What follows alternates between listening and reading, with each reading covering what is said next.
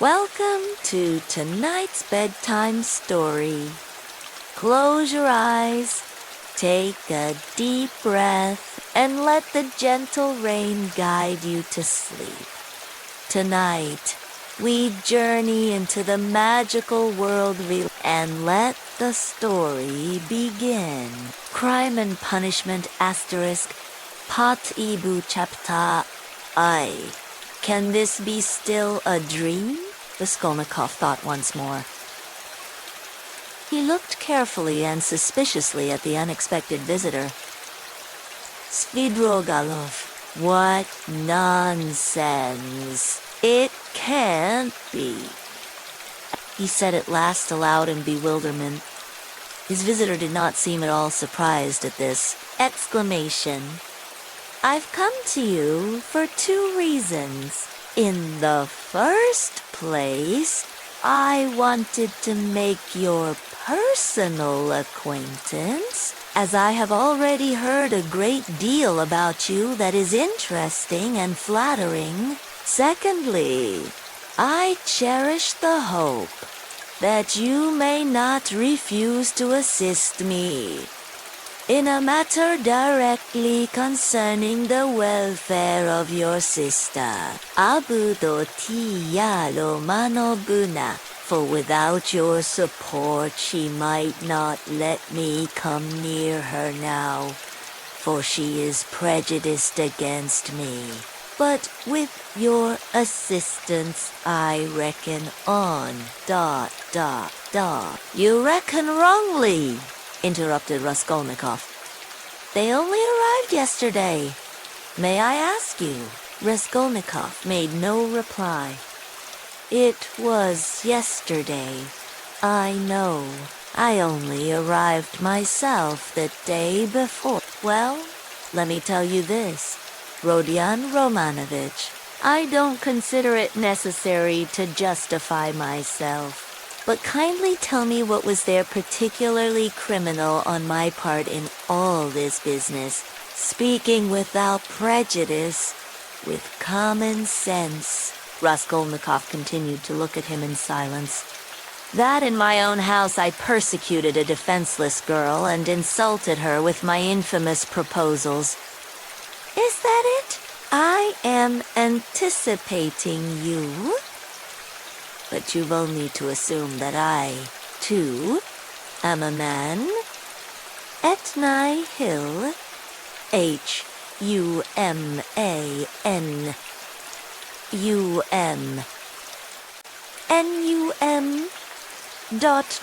in a word, that I am capable of being attracted and falling in love, which does not depend on our will, then everything can be explained in the most natural manner.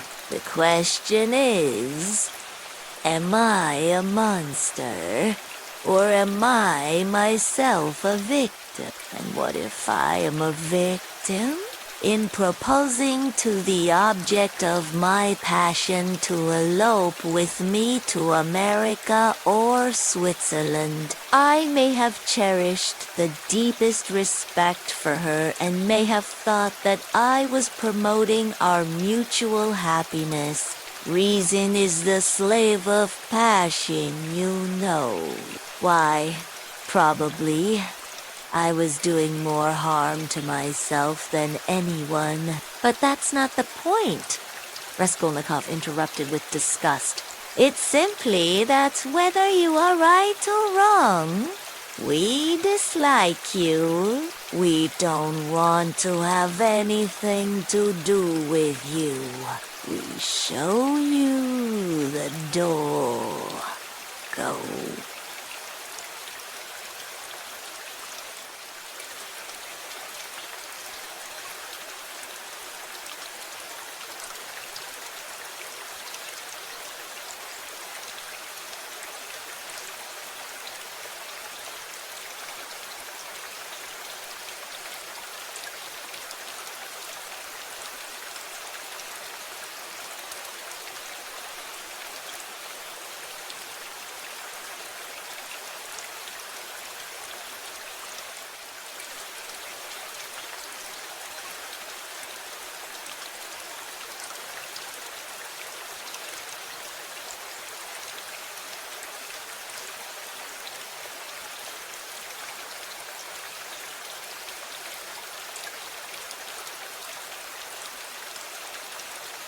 Svidrigailov broke into a sudden laugh.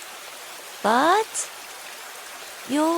there's no getting round you, he said, laughing in the frankest way. I hoped to get round you, but you took up the right line at once. But you are trying to get round me still. What of it? What of it? Cried Svidrigailov, laughing openly. But this is what the French call bonnegeru, and the most innocent form of deception. But still you have interrupted me. One way or another, I repeat again, there would never have been any unpleasantness except for what happened in the garden. Marufa Petrovna, you have got rid of Marfa Petrovna too. So they say, Raskolnikov interrupted rudely. Oh, you've heard that too, then? You'd be sure to, though ... But as for your question, I really don't know what to say, though my own conscience is quite at rest on that score. Don't suppose that I am in any apprehension about it. All was regular and in order. The medical inquiry diagnosed apoplexy due to bathing immediately after a heavy dinner and a bottle of wine. And indeed, it could have proved nothing else. But I'll tell you what I have been thinking to myself of late, on my way here in the train, especially. Didn't I contribute to all that, calamity, morally, in a way, by irritation or something of the sort? But I came to the conclusion that too was quite out of the question. Raskolnikov laughed. I wonder you trouble yourself about it. But what are you laughing at? Only consider, I struck her just twice. With a switch there were no marks even.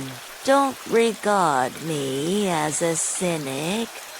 Please, I am perfectly aware how atrocious it was of me and all that. But I know for certain, too, that Marfa Petrovna was very likely pleased at my, so to say, warmth. The story of your sister had been wrung out to the last drop.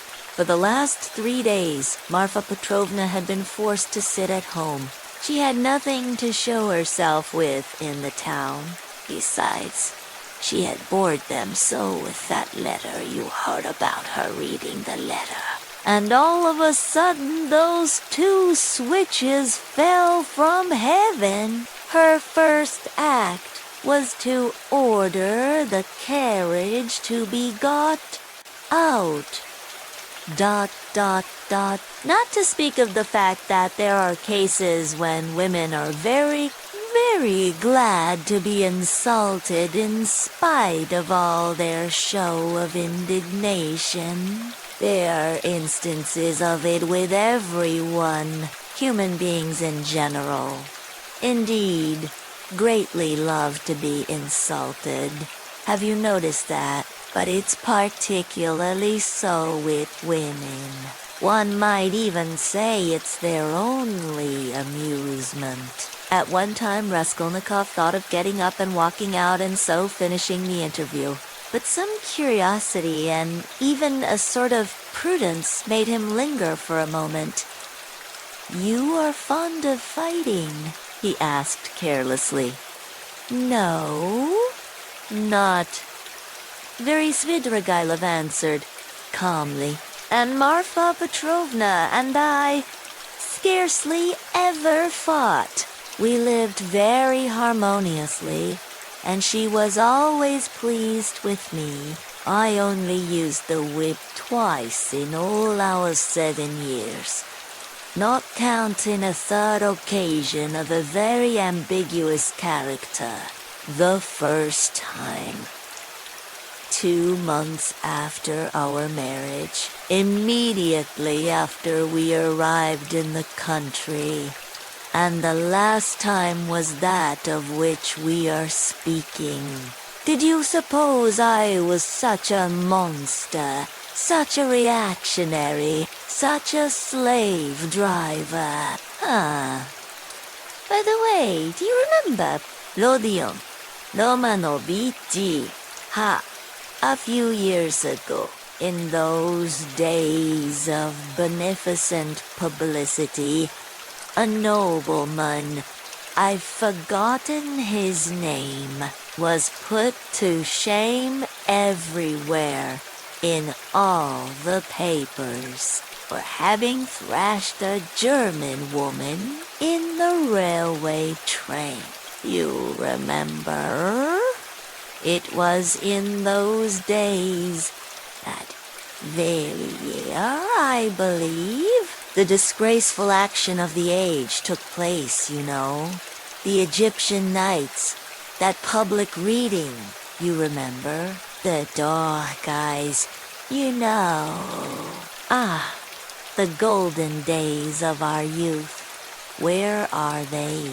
Well, as for the gentleman who thrashed the German, I feel no sympathy with him, because after all, what need is there for sympathy? But I must say that there are sometimes such provoking Germans that I don't believe there is a progressive who could quite answer for himself. No one looked at the subject from that point of view then.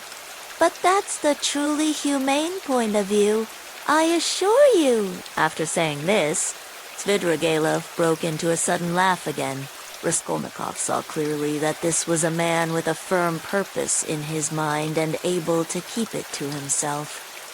"I expect you've not talked to anyone for some days?" he asked. "Scarcely anyone. I suppose you are wondering at my being such an adaptable man. No. I am only wondering at your being too adaptable a man, because I am not offended at the rudeness of your questions. Is that it? But why take offense? As you asked, so I answered," he replied, with a surprising expression of simplicity. "You know, there's hardly anything I take interest in," he went on, as it were, dreamily. "Especially now. I've nothing to do, ... You are quite at liberty to imagine, though, that I am making up to you with a motive, particularly as I told you I want to see your sister about something. But I'll confess, frankly, I am very much bored. The last 3 days especially. So I am delighted to see you, ... Don't be angry, Rodion Romanovich, but you seem to be somehow awfully strange yourself. Say what you like. There's something wrong with you. And now, too. Not this very minute, I mean. But now, generally... ... Well,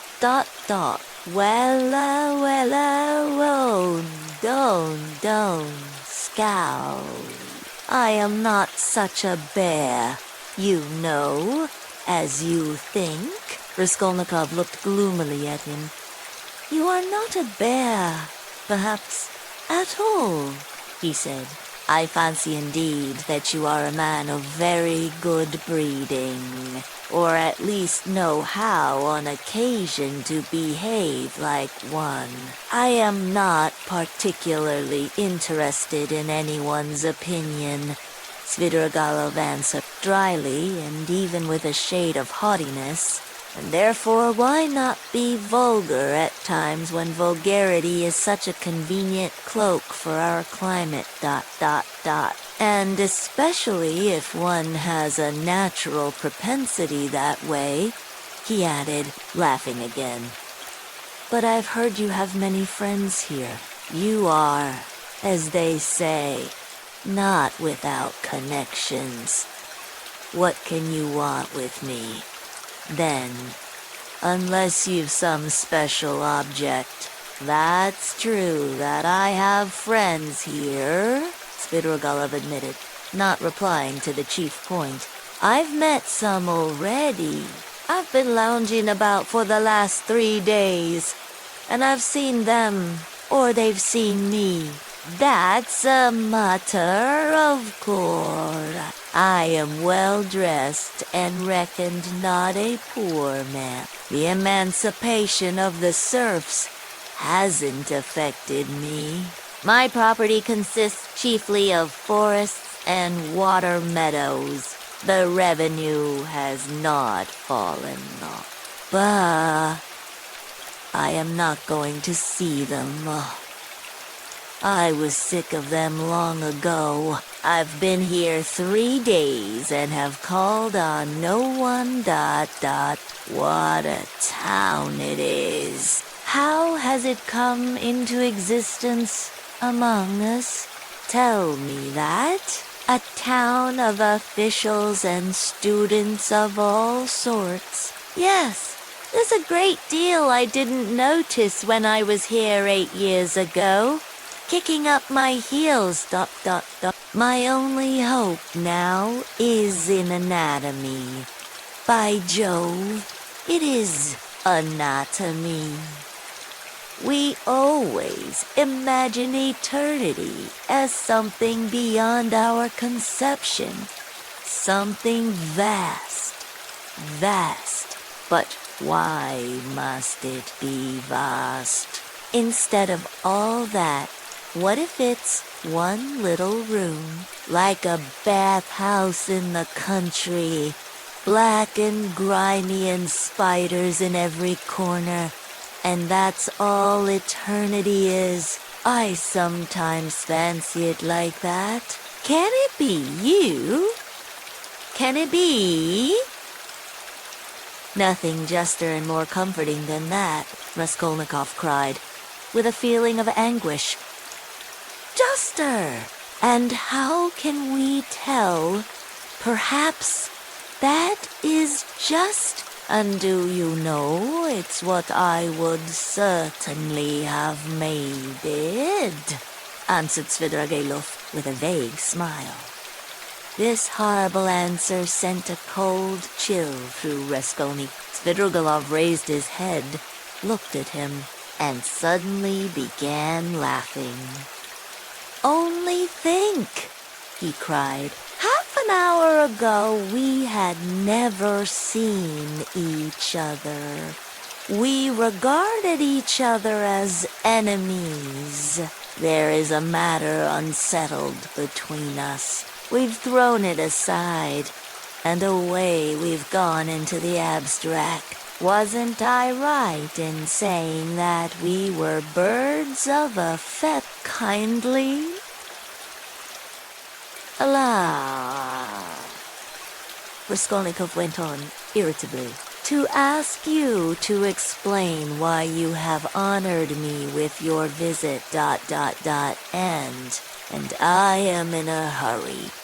I have no time to waste. I want to go out. By all means. By all means. Your sister, Avdotia Romanovna, is going to be married to Mr. Luzhin, Pyotr Petrovich. Can you refrain from any question about my sister and from mentioning her name? I can't understand how you dare utter her name in my presence. If you really are Svidrigailov, why? But I've come here to speak about her. How can I avoid mentioning her? Very good, speak. But make haste. I am sure that you must have formed your own opinion of this Mr. Luigi, who is a connection of mine through my wife. If you have only seen him for half an hour, or heard any facts about him, he is no match for Avdotya Romanovna. I believe Avdotya Romanovna is sacrificing herself generously and imprudently for the sake of her family. I fancied from all I had heard of you that you would be very glad if the match could be broken off without the sacrifice of worldly advantages. Now I know you personally. I am convinced of it. All this is very naive. Excuse me. I should have said impudent on your part, said Raskolnikov. You mean to say that I am seeking my own ends?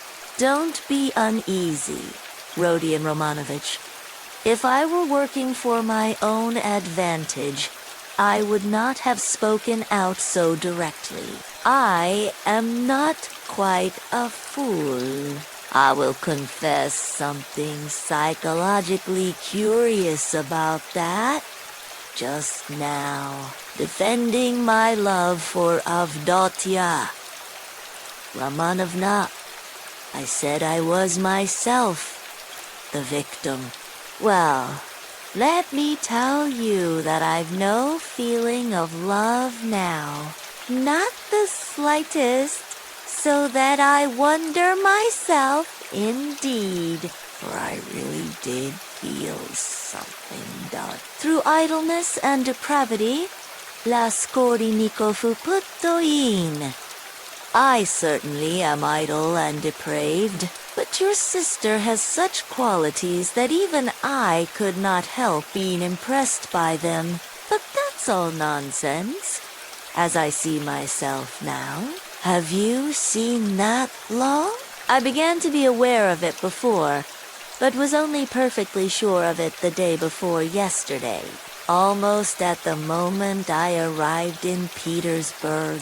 I still fancied in Moscow, though, that I was coming to try to get Avdotya Romanovna's hand end to cut out Mr. Luzhin. Excuse me for interrupting you. Kindly be brief and come to the object of your visit. I am in a hurry. I want to go out. ... with the greatest pleasure. On arriving here and determining on a set journey, I should like to make some necessary preliminary arrangement. I left my children with an aunt. They are well provided for, and they have no need of me personally. And a nice father I should make too. I've taken nothing but what Marfa Petrovna gave me a year ago. That's enough for me. Excuse me, I am just coming to the point. Before the journey which may come off, I want to settle Mr. Luzhin too. It's not that I detest him so much, but it was through him I quarreled with Marfa Petrovna. When I learned that she had dished up this marriage, I want now to see Avdotya Romanovna through your mediation, and if you like in your presence, to explain to her that in the first place she will never gain anything but harm from Mr. Luzhin. Then, begging her pardon for all past unpleasantness, to make her a present of 10,000 rubles, and so assist the rupture with Mr. Luzhin. A rupture to which I believe she is herself. Not this, if she could see the way to it. You are certainly mad, cried Raskolnikov, not so much angered as astonished. How dare you talk like that? I knew you would scream at me, but in the first place, though I am not rich, this 10,000 rubles is perfectly free. I have absolutely no need for it. If Avdotya Romanovna does not accept it, I shall waste it in some more foolish way. That's the first thing. Secondly, my conscience is perfectly easy. I make the offer with no ulterior motive. You may not believe it, but in the end, Avdotya Romanovna, and you will know. The point is that I did actually cause your sister, whom I greatly respect, some trouble and unpleasantness, and so, sincerely regretting it, I want not to compensate, not to repay her for the unpleasantness, but simply to do something to her advantage, to show that I am not, after all, privileged to do nothing but harm. If there were a millionth fraction of self-interest in my offer, I should not have made it so openly, and I should not have offered her 10,000 only, when 5 weeks ago I offered her more. Besides, I may perhaps very soon marry a young lady, and that alone ought to prevent suspicion of any design on Avdotya Romanovna. In conclusion, let me say that in marrying Mr. Luzhin, she is taking money just the same, only from another man. Don't be angry, Rodion Romanovich. Think it over coolly and quietly. Svidrigailov himself was exceedingly cool and quiet as he was saying this. I beg you to say no more, said Raskolnikov. In any case, this is unpardonable and not in the least. Then a man may do nothing but harm to his neighbor in this world, and is prevented from doing the tiniest bit of good by trivial conventional formalities. That's absurd. If I died, for instance, and left that sum to your sister in my will, surely she wouldn't refuse it. Very likely she would. Oh, no. Indeed. However, if you refuse it, so be it. Though 10,000 rubles is a capital thing to have on occasion. In any case, I beg you to repeat what I have said to Avdotya Romanovna. No, I won't. In that case, Rodion Romanovich, I shall be obliged to try and see her myself and worry her. By doing so, and if I do tell her, will you not try to see her? I don't know really what to say. I should like very much to see her once more. Don't hope for it. I'm sorry, but you don't know me. Perhaps we may become better friends. You think we may become friends? And why not? Svidrigailov said, smiling. He stood up and took his hat. I didn't quite intend to disturb you, and I came here without reckoning on it. dot, though I was very much struck by your face this morning. Where did you see me this morning? Raskolnikov asked uneasily. I saw you by chance, dot, dot, dot. I kept fancying there is something about you like me. Dot, dot, but don't be uneasy. I am not intrusive. I used to get on all right with card sharpers, and I never bored Prince Furby, a great personage who is a distant relation of mine. And I could write about Raphael's Madonna in Madame Prelikov's album. And I never left Marfa Petrovna's side for 7 years. And I used to stay the night at Vyazemsky's house in the Haymarket in the old days. And I may go up in a balloon with Berk, perhaps. Oh, all right. Are you starting soon on your travels? May I ask what?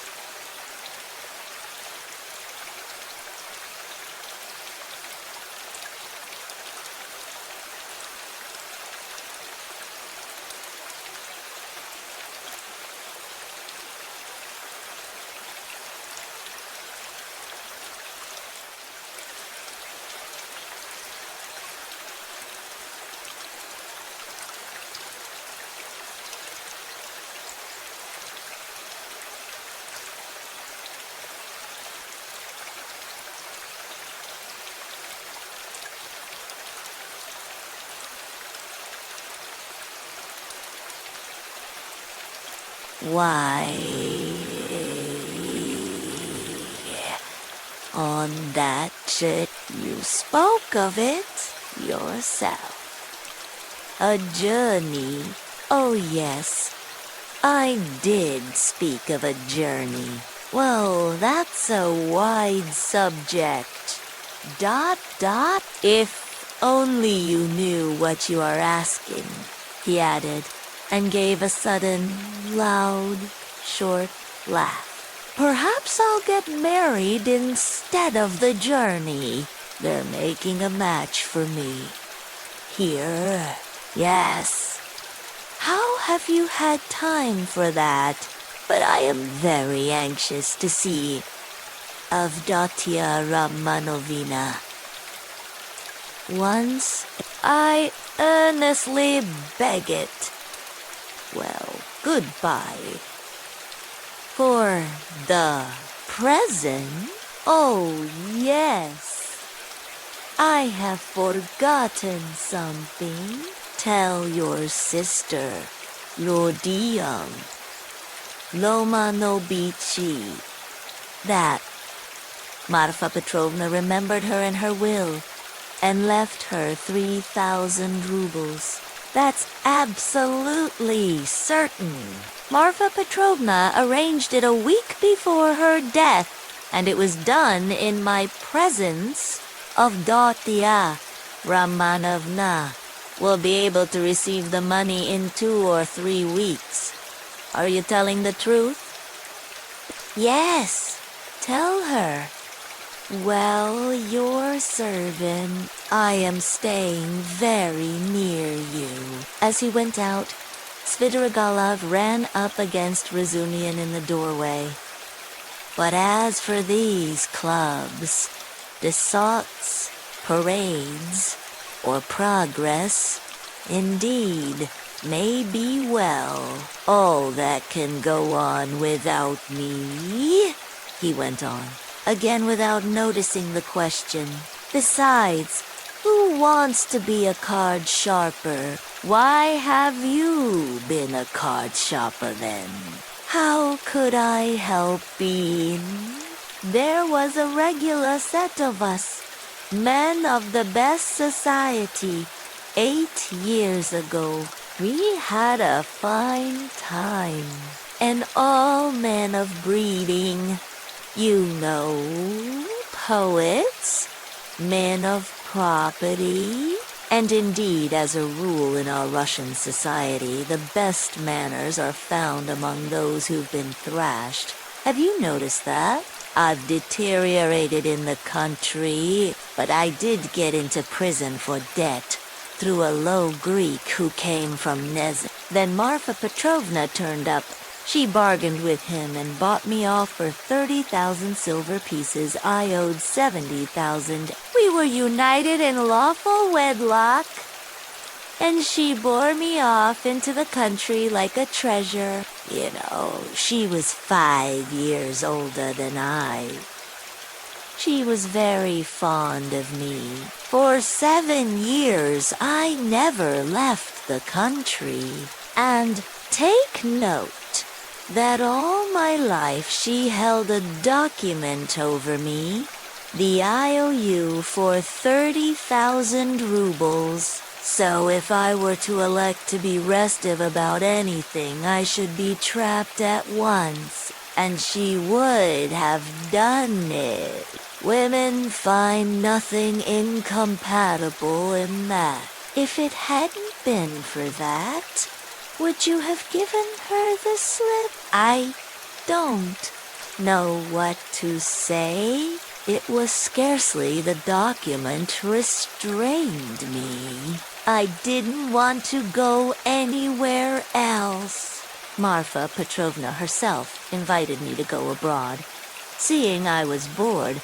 But I've been abroad before, and always felt sick there, for no reason but the sunrise, the Bay of Naples, the sea. You look at them and it makes you sad. What's most revolting is that one is really sad. No, it's better at home.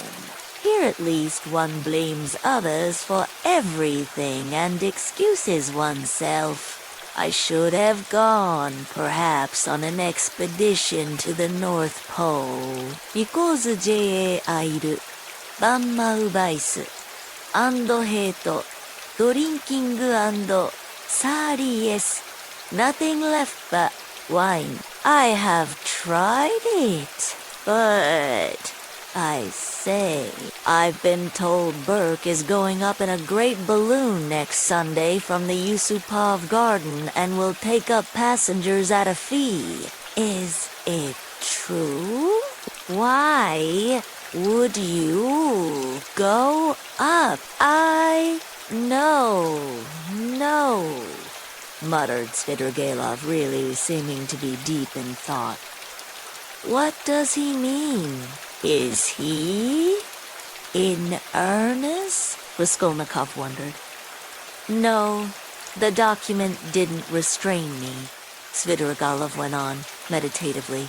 It was my own doing, not leaving the country. And nearly a year ago, Marfa Petrovna gave me back the document on my name day, and made me a present of a considerable sum of money, too. She had a fortune, you know. You see how I trust you, Arkady Ivanovich. That was actually her expression. You don't believe she used it, but do you know I managed the estate quite decently.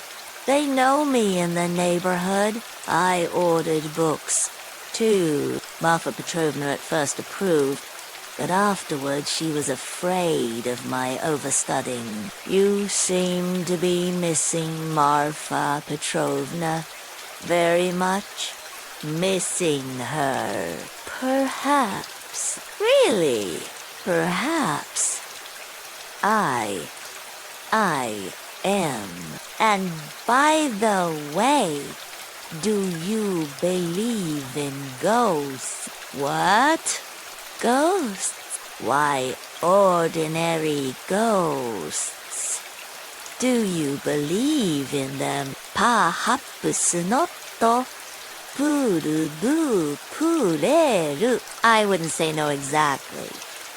Do you see them, then? Svidrigailov looked at him rather oddly. Marfa Petrovna is pleased to visit me, he said, twisting his mouth into a strange smile. How do you mean she is pleased to visit you? She has been 3 times. I saw her first on the very day of the funeral, an hour after she was buried. It was the day before I left to come here.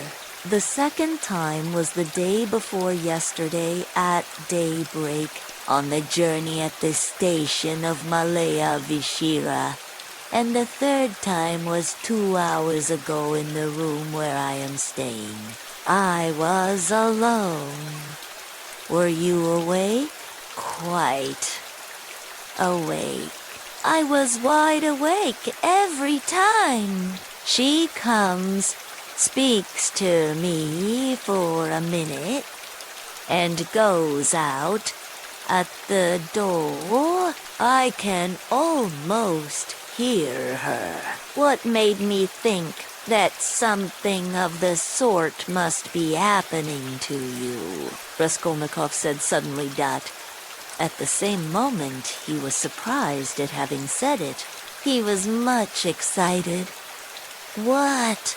Did you think so? Svidrigailov asked in astonishment. Did you really? Didn't I say that there was something in common between us, eh? You never said so, Raskolnikov cried sharply and with heat. Didn't I? No. I thought I did. When I came in and saw you lying with your eyes shut, pretending, I said to myself at once, here's the man. What do you mean by the man? What are you talking about? Kuraido Raskolnikov, what do I mean? I really don't know. ... Svidrigailov muttered ingenuously, as though he, too, were puzzled. For a minute, they were silent. They stared in each other's faces. That's all nonsense, Raskolnikov shouted with vexation. What does she say when she comes to you? She? Would you believe it? She talks of the silliest trifles. Andman is a strange creature, it. Makes me angry. The first time she came in, I was tired, you know. The funeral service, the funeral ceremony, the lunch afterwards. At last, I was left alone in my study. I lighted a cigar and began to think. She came in at the door. You've been so busy today, Arkady Ivanovich. You've forgotten to wind the dining room clock, she said. All those 7 years I've wound that clock every week. And if I forgot it, she would always remind me. The next day I set off on my way here. I got out at the station at daybreak.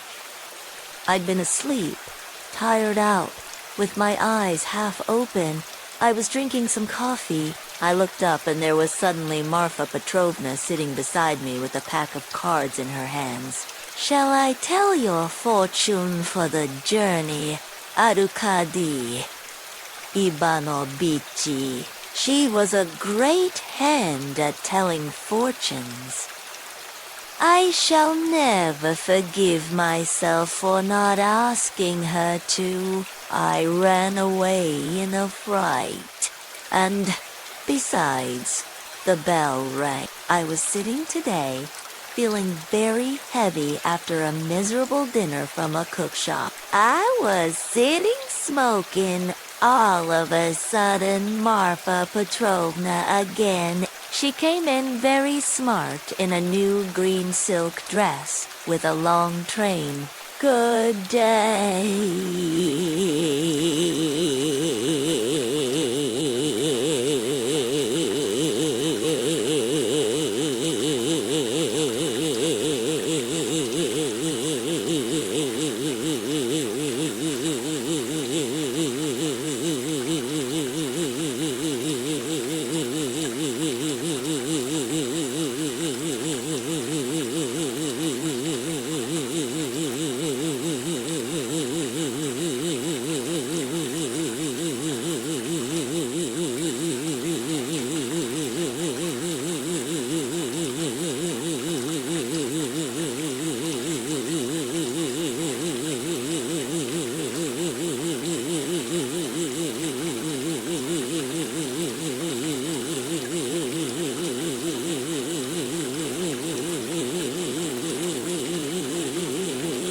How do you like my dress? Aniska can't make like this.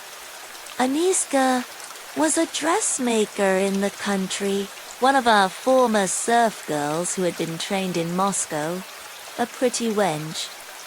She stood turning round before me. I looked at the dress, and then I looked carefully, very carefully, at her face. I wondered you troubled to come to me about such trifles. Maruva Petrovna, good gracious. You won't let one disturb you about anything. To tease her, I said, I want to get married. Maruva Petrovna. That's just like you, Arkady. It does you very little credit to come looking for a bride when you've hardly buried your wife. And if you could make a good choice, at least. But I know it won't be for your happiness or hers. You will only be a laughingstock to all good people. Then she went out and her train seemed to rustle. Isn't it nonsense, eh? But perhaps you are telling lies, Raskolnikov put in. I rarely lie, answered Svidrigailov thoughtfully, apparently not noticing the rudeness of the question. And in the past, have you ever seen ghosts before? Why, yes, I have seen them, but only once in my life. 6 years ago, I had a serf Filka. Just after his burial, I called out for getting Filka my pipe. He came in and went to the cupboard where my pipes were. I sat still and thought he is doing it out of revenge, because we had a violent quarrel just before his death. How dare you come in with a hole in your elbow? I said, Go away, you scamp. He turned and went out and never came again. I didn't tell Marfa Petrovna at the time. I wanted to have a service sung for him, but I was ashamed. You should go to a doctor. I know I am not well, without your telling me, though I don't know what's wrong. I believe I am 5 times as strong as you are. I didn't ask you whether you believe that ghosts are seen, but whether you believe that they exist. No, I won't believe it, Raskolnikov cried with positive anger. What do people generally say? Muttered Svidrigailov, as though speaking to himself, looking aside and bowing his head. They say you are ill, so what appears to you is only unreal fantasy. But that's not strictly logical. I agree that ghosts only appear to the sick, but that only proves that they are unable to appear except to the sick. Not that they don't exist. Nothing of the sort, Raskolnikov insisted irritably. No, you don't think so, Svidrigailov went on, looking at him deliberately. But what do you say to this argument? Help me with it. Ghosts are, as it were, shreds and fragments of other worlds. The beginning of them. A man in health has, of course, no reason to see them, because he is above all a man of this earth, and is bound for the sake of completeness and order to live only in this life. But as soon as one is ill, as soon as the normal earthly order of the organism is broken, one begins to realize the possibility of another world. And the more seriously ill one is, the closer becomes one's contact with that other world. So that as soon as the man dies, he steps straight into that world. I thought of that long ago. If you believe in a future life, you could believe in that, too? I don't believe in a future life, said Raskolnikov. Svidrigaïlov sat lost in thought. And what if there are only spiders there, or something of that sort? He said suddenly. He is a madman, thought Raskolnikov. Love for the future partner of your life, for your husband, ought to outweigh your love for your brother, he pronounced sententiously. And in any case, I cannot be put on the same level, ... Although I said so emphatically that I would not speak openly in your brother's presence. Nevertheless, I intend now to ask your honored mother for a necessary explanation on a point of great importance closely affecting my dignity. Your son? He turned to Pulcheria Alexandrovna. Yesterday in the presence of Mr. Razulgin, I think. That's it. Excuse me, I have forgotten your surname. He bowed politely to Razumian, insulted me by misrepresenting the idea I expressed to you in a private conversation, drinking coffee. That is, that marriage with a poor girl who has had experience of trouble is more advantageous from the conjugal point of view than with one who has lived in luxury, since it is more profitable for the moral character. Your son intentionally exaggerated the significance of my words and made them ridiculous, accusing me of malicious intentions, and, as far as I could see, relied upon your correspondence with him. I shall consider myself happy. Purukeria Alexandrovna, if it is possible for you to convince me of an opposite conclusion, and thereby considerately reassure me, kindly let me know in what terms precisely you repeated my words in your letter to Rodion. I don't remember, faltered Pulcheria Alexandrovna. I repeated them as I understood them. I don't know how Radia repeated them to you. Perhaps he exaggerated. He could not have exaggerated them, except at your instigation. Pyotr Petrovich, Pulcheria Alexandrovna declared with dignity. The proof that Dunia and I did not take your words in a very bad sense is the fact that we are here. Good?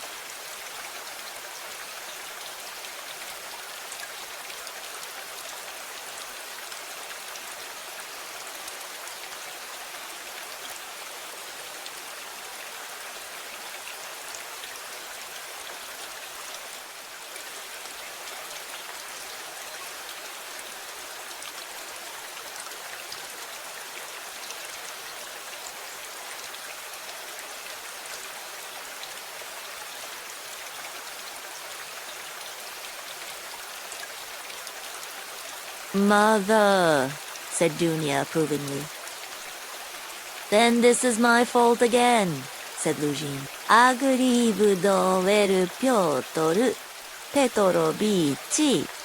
You keep me Rodian, but you yourself had just written what was false about him. Bulgaria, Alexandrovna added, gaining courage. I don't remember writing anything false. You wrote, Raskolnikov said sharply, not turning to Lushain, that I gave money yesterday not to the widow of the man who was killed, as was the fact, but to his daughter, whom I had never seen till yesterday. You wrote this to make dissension between me and my family, and for that object added coarse expressions about the conduct of a girl whom you don't know. All that is mean, slander. Excuse me, sir, said Lujin, quivering with fury. I enlarged upon your qualities, and conduct in my letter solely in response to your sister's and mother's inquiries. How I found you, and what impression you made on me. As for what you've alluded to in my letter, be so good as to point out one word of falsehood. Show, that is, that you didn't throw away your money, and that there are not worthless persons in that family. However unfortunate to my thinking, you, with all your virtues, are not worth the little finger of that unfortunate girl at whom you throw stones. Would you go so far, then, as to let her associate with your mother and sister? I have done so already, if you care to know. I made her sit down today with Mother and Dunya. Radia, cried Pulcheria Alexandrovna. Dunya crimsoned. Razumian knitted his brows. Luzhin smiled with lofty sarcasm. You may see for yourself, Avdatya Romanivna, he said, whether it is possible for us to agree. I hope now that this question is at an end. Once and for all, I will withdraw that I may not hinder the pleasures of family intimacy and the discussion of secrets. He got up from his chair and took his hat. But in withdrawing, I ventured to request that for the future I may be spared similar meetings and, so to say, compromises. I appeal particularly to you, honored Pulcheria Alexandrovna, on this subject, the more as my letter was addressed to you and to no one else. Pulcheria Alexandrovna was a little offended. You seem to think we are completely under your authority, Pyotr Petrovich. Dunya has told you the reason your desire was disregarded. She had the best intentions, and indeed you write as though you were laying commands upon me. Are we to consider every desire of yours as a command? Let me tell you, on the contrary, that you ought to show particular delicacy and consideration for us now, because we have thrown up everything and have come here relying on you, and so we are in any case, in a sense, in your hand. That is not quite true. Pulcheria, Alexander, Dona, especially at the present moment, when the news has come of Marfa Petrovna's legacy, which seems indeed very Judging from the new tone you take to me, he added sarcastically. Judging from that remark, we may certainly presume that you were reckoning on our help, Dunia observed irritably. But now in any case I cannot reckon on it, and I particularly desire not to hinder your discussion of the secret proposals of Arkady Ivanovich.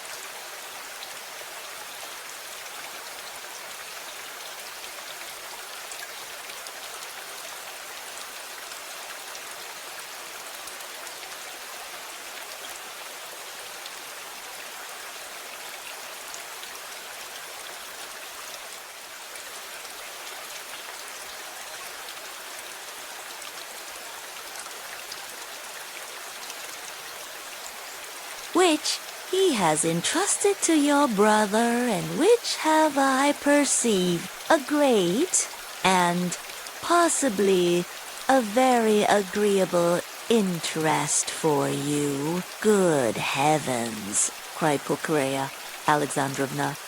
Razumian could not sit still on his chair. Aren't you ashamed now, sister? Asked Raskolnikov.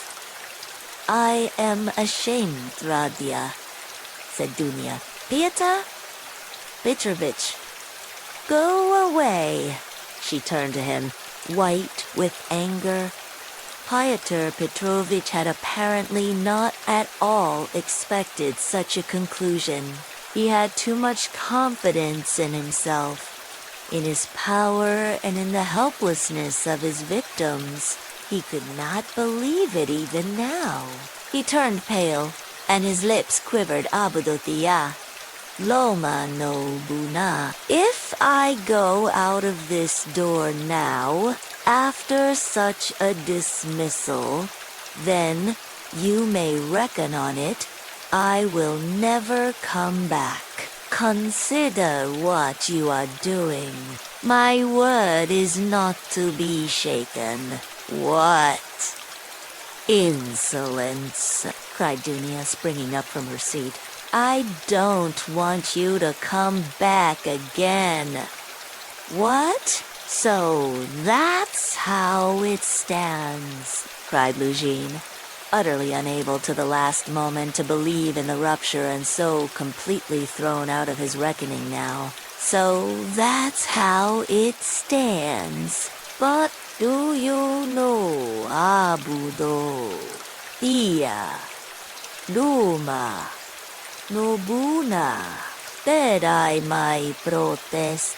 What right have you to speak to her like that? Pulcheria Alexandrovna intervened hotly. And what can you protest about? What rights have you? Am I to give my Dunya to a man like you? Go away. Leave us all together. We are to blame for having agreed to a wrong action. And I, above all, ... But you have bound me. Pulcheria Alexandrovna Luzhin stormed in a frenzy. By your promise, and now you deny it, and ... Besides, I have been led on account of that into expenses. ... This last complaint was so characteristic of Pyotr that Raskolnikov, pale with anger and with the effort of restraining it, could not help breaking into laughter. But Pulcheria Alexandrovna was furious. Expenses? What?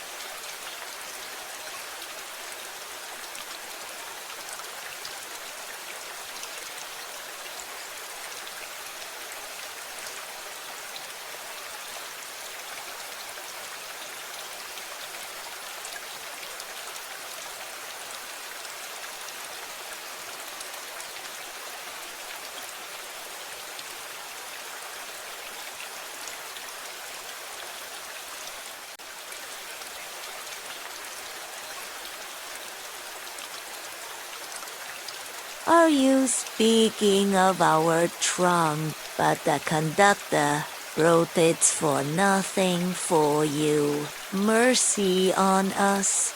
We have bound you. What are you thinking about, Pyotoru Pitoru Bichi? It was you bound us, hand and foot, not we. Enough, Mother. No more, please, Avdotia, Ramanevna implored.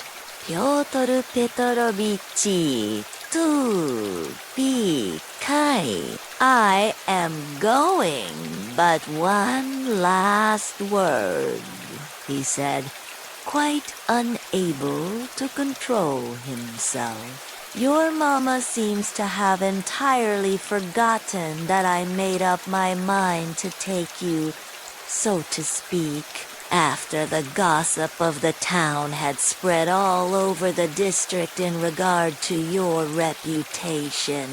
Disregarding public opinion for your sake and reinstating your reputation, I certainly might very well reckon on a fitting return, and might indeed look for gratitude on your part. And my eyes have only now been opened. I see myself that I may have acted very, very recklessly in disregarding the universal verdict, ... Does the fellow want his head smashed? Cried Resumian, jumping up. You are a mean and spiteful man, cried Dunia. Not a word, not a movement, cried Raskolnikov, holding Resumian back. Then, going close up to Lushin, kindly leave the room, he said quietly and distinctly, and not a word more or ... Pyotr Petrovich gazed at him for some seconds with a pale face that worked with anger. Then he turned, went out, and rarely has any man carried away in his heart such vindictive hatred as he felt against him and him alone. He blamed for everything. It is noteworthy that as he went downstairs, he still imagined that his case was perhaps not utterly lost, and that so far as the ladies were concerned, all might very well indeed be set right again. Chapter It was nearly 8 o'clock. The two young men hurried to Bakaliev's to arrive before Luzhin. Why? Who was that? Asked Razumian, as soon as they were in the street. It was Svidrigailov, that landowner in whose house my sister was insulted when she was their governess. Through his persecuting her with his attentions, she was turned out by his wife, Marufa Petrovna. This Marfa Petrovna begged Dunya's forgiveness afterwards, and she's just died suddenly. It was of her we were talking this morning. I don't know why I'm afraid of that man. He came here at once after his wife's funeral. He is very strange, and is determined on doing something ... We must guard Dunya from him. That's what I wanted to tell you. Do you hear? Guard her. What can he do to harm Avdotya? Ramanavina. Thank you, Radia, for speaking to me like that. We will guard her. Where does he live? I don't know.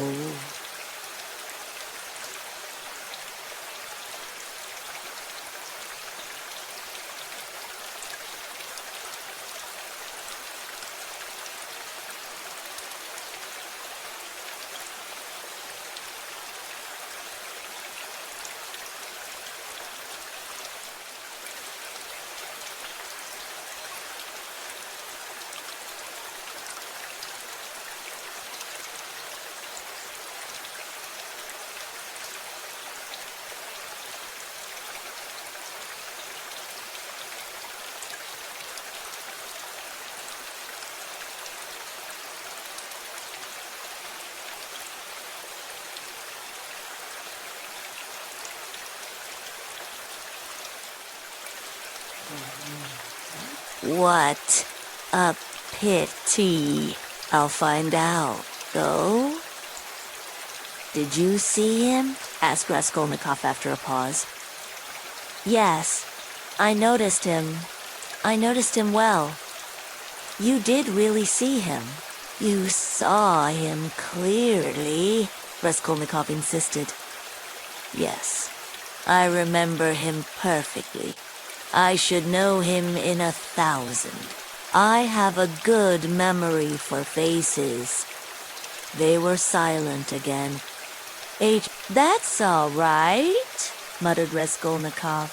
Do you know, I fancied, Dot. I keep thinking that it may have been an hallucination. What do you mean? I don't understand you. Well, you will say, Raskolnikov went on, twisting his mouth into a smile, that I am mad. I thought just now that perhaps I really am mad, and have only seen a phantom. What do you mean? Why? Who can tell? Perhaps I am really mad, and perhaps everything that happened all these days may be only imagination. Ah, Radia, you have been upset again. But what did he say? What did he come for? Raskolnikov did not answer. Grizzlemian thought a minute. Now, let me tell you my story, he began. I came to you. You were asleep. Then we had dinner, and then I went to Porphyry's. Zametov was still with him. I tried to begin, but it was no use. I couldn't speak in the right way. They don't seem to understand, and can't understand, but are not a bit ashamed. I drew Porphyry to the window and began talking to him, but it was still no use. He looked away, and I looked away. At last I shook my fist in his ugly face and told him as a cousin I'd brain him. He merely looked at me. I cursed and came away. That was all. It was very stupid. To Zametov. I didn't say a word. But, you see, I thought I'd made a mess of it. But as I went downstairs, a brilliant idea struck me. Why should we trouble? Of course, if you were in any danger or anything. But why need you care? You needn't care a hang for them. We shall have a laugh at them afterwards.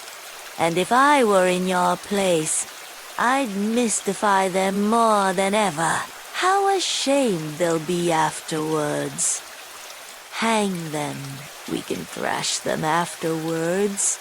But let's laugh at them now, to be sure, answered Raskolnikov. But what will you say tomorrow? He thought to himself. Strange to say, till that moment it had never occurred to him to wonder what Rezemian would think when he knew. As he thought it, Raskolnikov looked at him. Rezemian's account of his visit to Porphyry had very little interest for him. So much had come and gone since then. In the corridor they came upon Luke. He had arrived punctually at 8, and was looking for the number, so that all three went in together without greeting or looking at one another. The young men walked in first, while Pyotr Petrovitch, for good manners, lingered a little in the passage, taking off his coat. Pulcheria Alexandrovna came forward at once to greet him in the doorway. Dunya was welcoming her brother. Pyotr Petrovitch walked in and quite amiably, though with redoubled dignity, bowed to the ladies. He looked, however, as though he were a little put out and could not yet recover himself. Pulcheria Alexandrona, who seemed also a little embarrassed, hastened to make them all sit down at the round table where a samovar was boiling. Dunia and Lujian were facing one another on opposite sides of the table. Razumian and Raskolnikov were facing Pulkaria Alexandrovna. Razumian was next to Luzhin, and Raskolnikov was beside his sister. A moment's silence followed. Pyotr Petrovich deliberately drew out a cambric handkerchief, reeking of scent, and blew his nose with an air of a benevolent man who felt himself slighted and was firmly resolved to insist on an explanation. In the passage, the idea had occurred to him to keep on his overcoat and walk away, and so give the two ladies a sharp and emphatic lesson, and make them feel the gravity of the position. But he could not bring himself to do this. Besides, he could not endure uncertainty, and he wanted an explanation.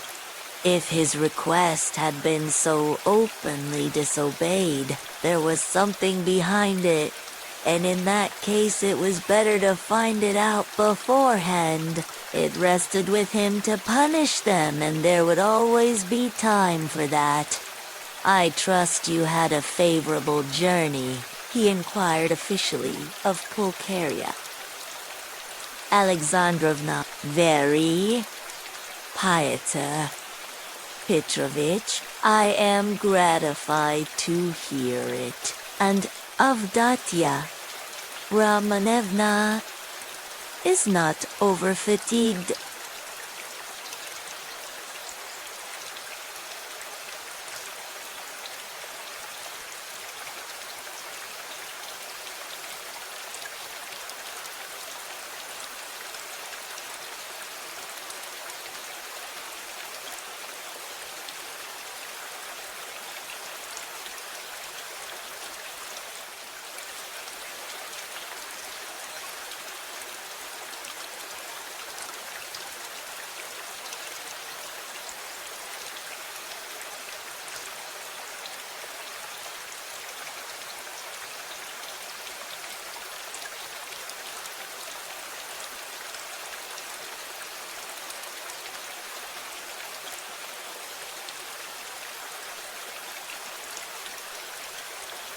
"I am young and strong.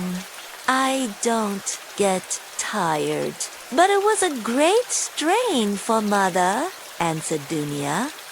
"That's unavoidable. Our national railways are of terrible length. Mother Russia, as they say, is a vast country, In spite of all my desire to do so, I was unable to meet you yesterday, but I trust all passed off without inconvenience." "Oh, no, Pyotr Petrovich. It was all terribly disheartening," Pulcheria Alexandrovna hastened to declare with peculiar intonation. "And if Dmitri Prokofitch had not been sent us, I really believe by God himself we should have been utterly lost.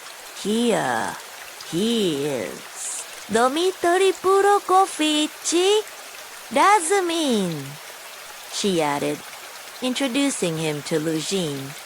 "I had the pleasure yesterday," muttered Pyotr Petrovich, with a hostile glance sidelong at Razumian. Then he scowled and was silent. Pyotr Petrovich belonged to that class of persons, on the surface very polite in society, who make a great point of but who, directly they are crossed in anything, are completely disconcerted and become more like sacks of flour than elegant and lively men of society. Again, all was silent. Raskolnikov was obstinately mute. Avdatia Romanovna was unwilling to open the conversation too soon.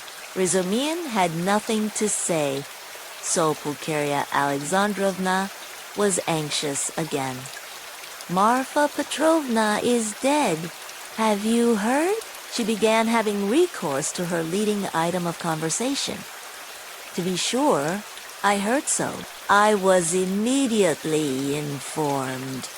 And I have come to make you acquainted with the fact that Arkady Ivanovich Svidrigailov set off in haste for Petersburg immediately after his wife's funeral. So at least I have excellent authority for believing to Petersburg. Here?" Dunya asked in alarm and looked at her mother. "Yes, indeed, and doubtless not without some design, having in view the rapidity of his departure and all the circumstances preceding it. Good heavens! Won't he leave Dunya in peace even here? Kuraido, Purukeria, Areki Sandorona. I imagine that neither you nor Avdatia Romanovna have any grounds."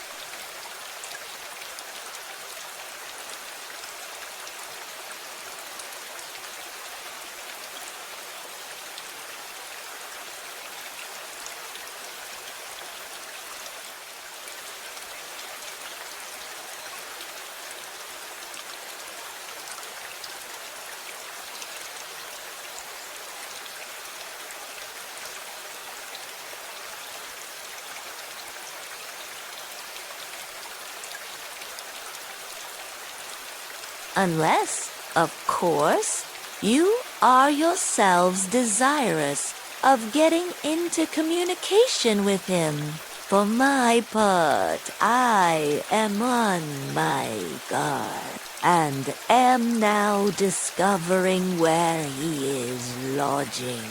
Oh, Pyotr Petrovich, you would not believe what a fright you have given me." "Pulcheria," Alexandrovna went on, "I've only seen him twice, but I thought him terrible, terrible. I am convinced that he was the cause of Marfa Petrovna's death. It's impossible to be certain about that. I have precise information. I do not dispute that he may have contributed to accelerate the course of events by the moral influence, so to say, of the affront. But as to the general conduct and moral characteristics of that personage, I am in agreement with you. I do not know whether he is well off now, and precisely what Marfa Petrovna left him. This will be known to me within a very short period, but no doubt here in Petersburg, if he has any pecuniary resources, he will relapse at once into his old ways. He is the most depraved and abjectly vicious specimen of that class of men. I have considerable reason to believe that Marfa Petrovna, who was so unfortunate as to fall in love with him and to pay his debts 8 years ago, was of service to him also in another way, solely by her exertions and sacrifices, a criminal charge involving an element of fantastic and homicidal brutality for which he might well have been sentenced to Siberia, was hushed up. That's the sort of man he is, if you care to know." "Good heavens!" cried Pulcheria Alexandrovna. Raskolnikov listened attentively. And why? Why should you go away? He flowed on ecstatically. And what are you to do in a little town? The great thing is, you are all here together and you need one another. You do need one another. Believe me. For a time, anyway, take me into partnership, and I assure you, we'll plan a capital enterprise. Listen, I'll explain it all in detail to you, the whole project. It all flashed into my head this morning, before anything had happened. I tell you what, I have an uncle. I must introduce him to you, a most accommodating and respectable old man. This uncle has got a capital of 1,000 rubles, and he lives on his pension and has no need of that money. For the last 2 years, he has been bothering me to borrow it from him and pay him 6% interest. I know what that means. He simply wants to help me. Last year I had no need of it, but this year I resolved to borrow it as soon as he arrived. Then you lend me another 1,000 of your 3, and we have enough for a start. So we'll go into partnership. And what are we going to do? Then, Resumian began to unfold his project, and he explained at length that almost all our publishers and booksellers know nothing at all of what they are selling. And for that reason, they are usually bad publishers, and that any decent publications pay as a rule and give a profit, sometimes a considerable one. Brazomian had, indeed, been dreaming of setting up as a publisher. For the last 2 years he had been working in publishers' offices and knew 3 European languages. What though he had told Raskolnikov 6 days before that he was Schwab in German, with an object of persuading him to take half his translation and half the payment for it. He had told a lie then, and Raskolnikov knew he was lying. Why? Why should we let our chance slip when we have one of the chief means of success money of our own? Cried Razumian warmly. Of course there will be a lot of work, but we will work. You, Avdotya Romanovna, I, Rodion. You'll get a splendid profit on some books nowadays. And the great point of the business is that we shall know just what wants translating, and we shall be translating, publishing, learning all at once. I can be of use because I have experience. For nearly 2 years I've been scuttling about among the publishers, and now I know every detail of their business. You need not be a saint to make pots, believe me. And why? Why should we let our chance slip? Why? I know, and I kept the secret too. Or 3 books, which one might get 100 rubles, simply for thinking of translating and publishing. Indeed. And I would not take 500 for the very idea of one of them. And what do you think? If I were to tell a publisher, I dare say he'd hesitate. They are such blockheads. And as for the business side, printing, paper, selling, you trust me. I know my way about. We'll begin in a small way and go on to a large. In any case, it will get us our living, and we shall get back our capital. Dunya's eyes shone. I like what you are saying. Domito lipuro kofichi, she said. I know nothing about it, of course. Put in Pulcheria, Alexandrovna? It may be a good idea. But again, God knows, it's new and untried. Of course, we must remain here at least for a time. She looked at Radia. What do you think, brother? Said Dunia. I think he's got a very good idea, he answered. Of course, it's too soon to dream of a publishing firm, but we certainly might bring out 5 or 6 books and be sure of success. I know of one book myself which would be sure to go well, and as for his being able to manage it, there's no doubt about that either. He knows the business, but we can talk it over later. Hurrah! Cried Razumian. Now stay.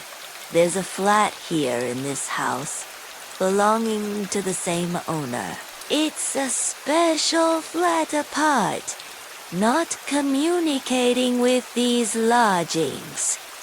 It's furnished, rent moderate, 3 rooms. Suppose you take them to begin with. I'll pawn your watch tomorrow and bring you the money, and everything can be arranged.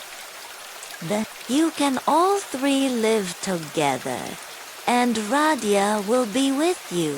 But where are you off to, Radia? What, Radia? You are going already? Pulcheria, Alexandrovna asked in dismay. At such a minute? Cried Razumian. Dunia looked at her brother with incredulous wonder. He held his cap in his hand. He was preparing to leave them.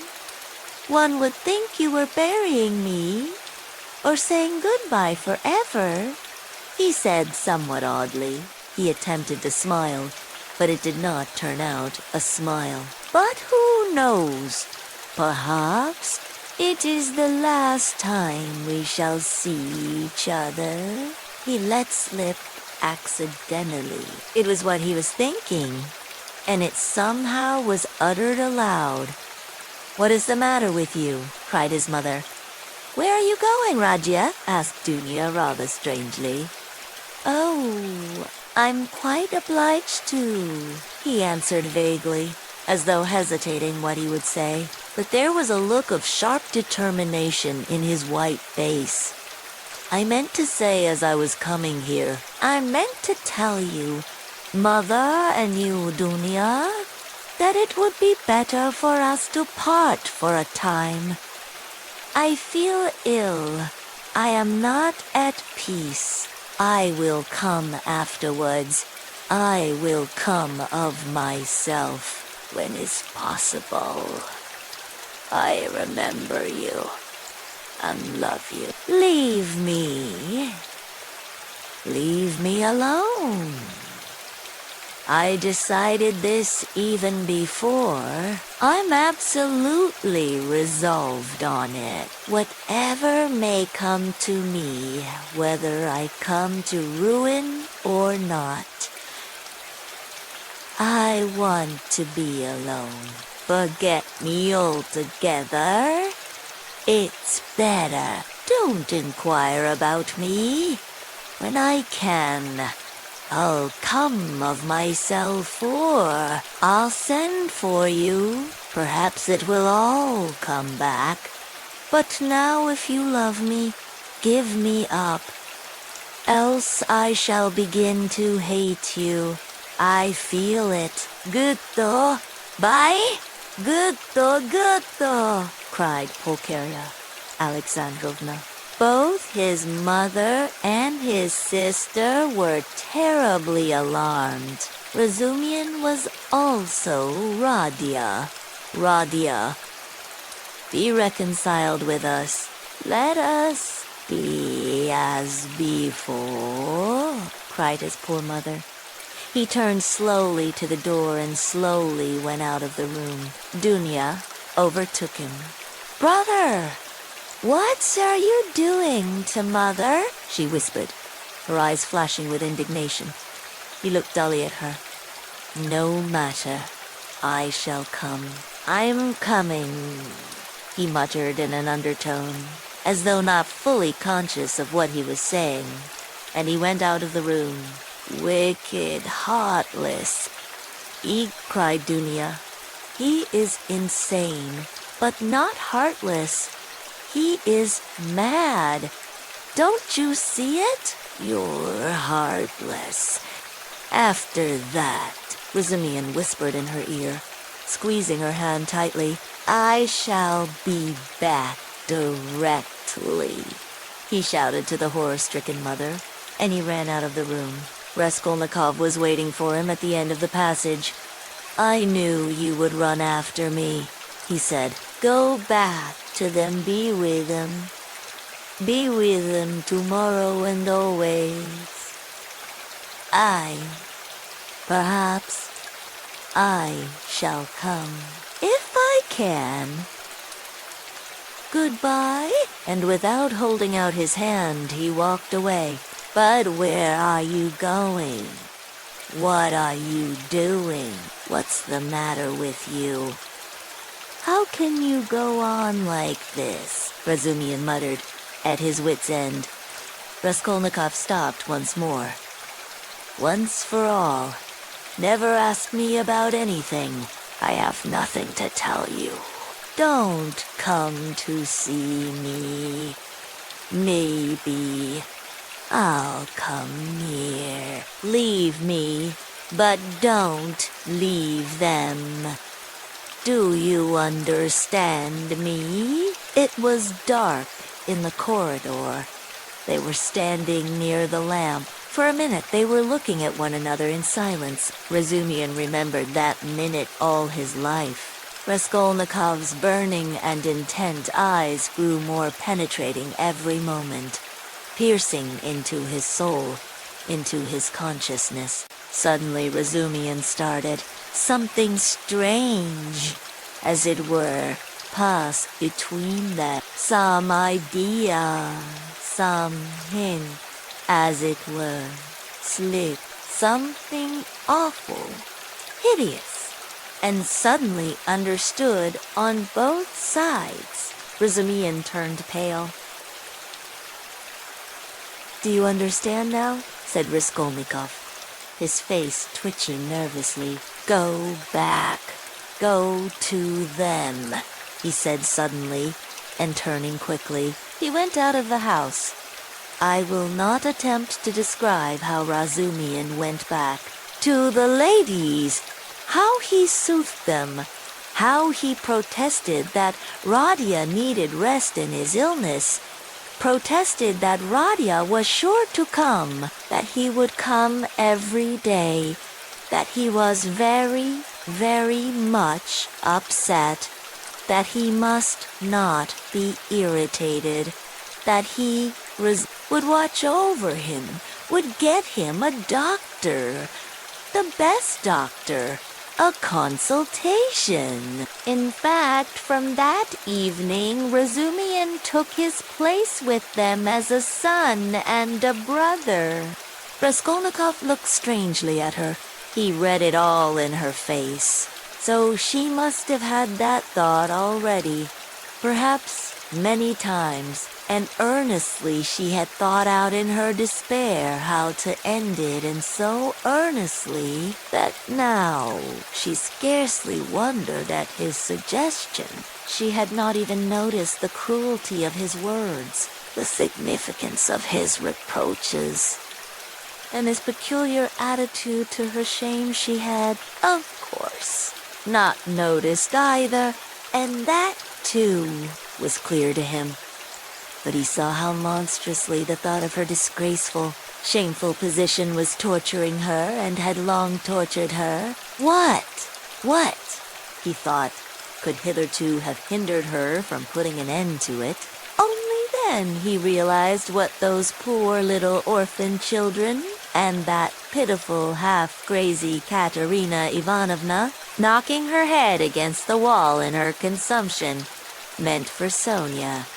But, nevertheless, it was clear to him again that, with her character and the amount of education she had after all received, she could not, in any case, remain.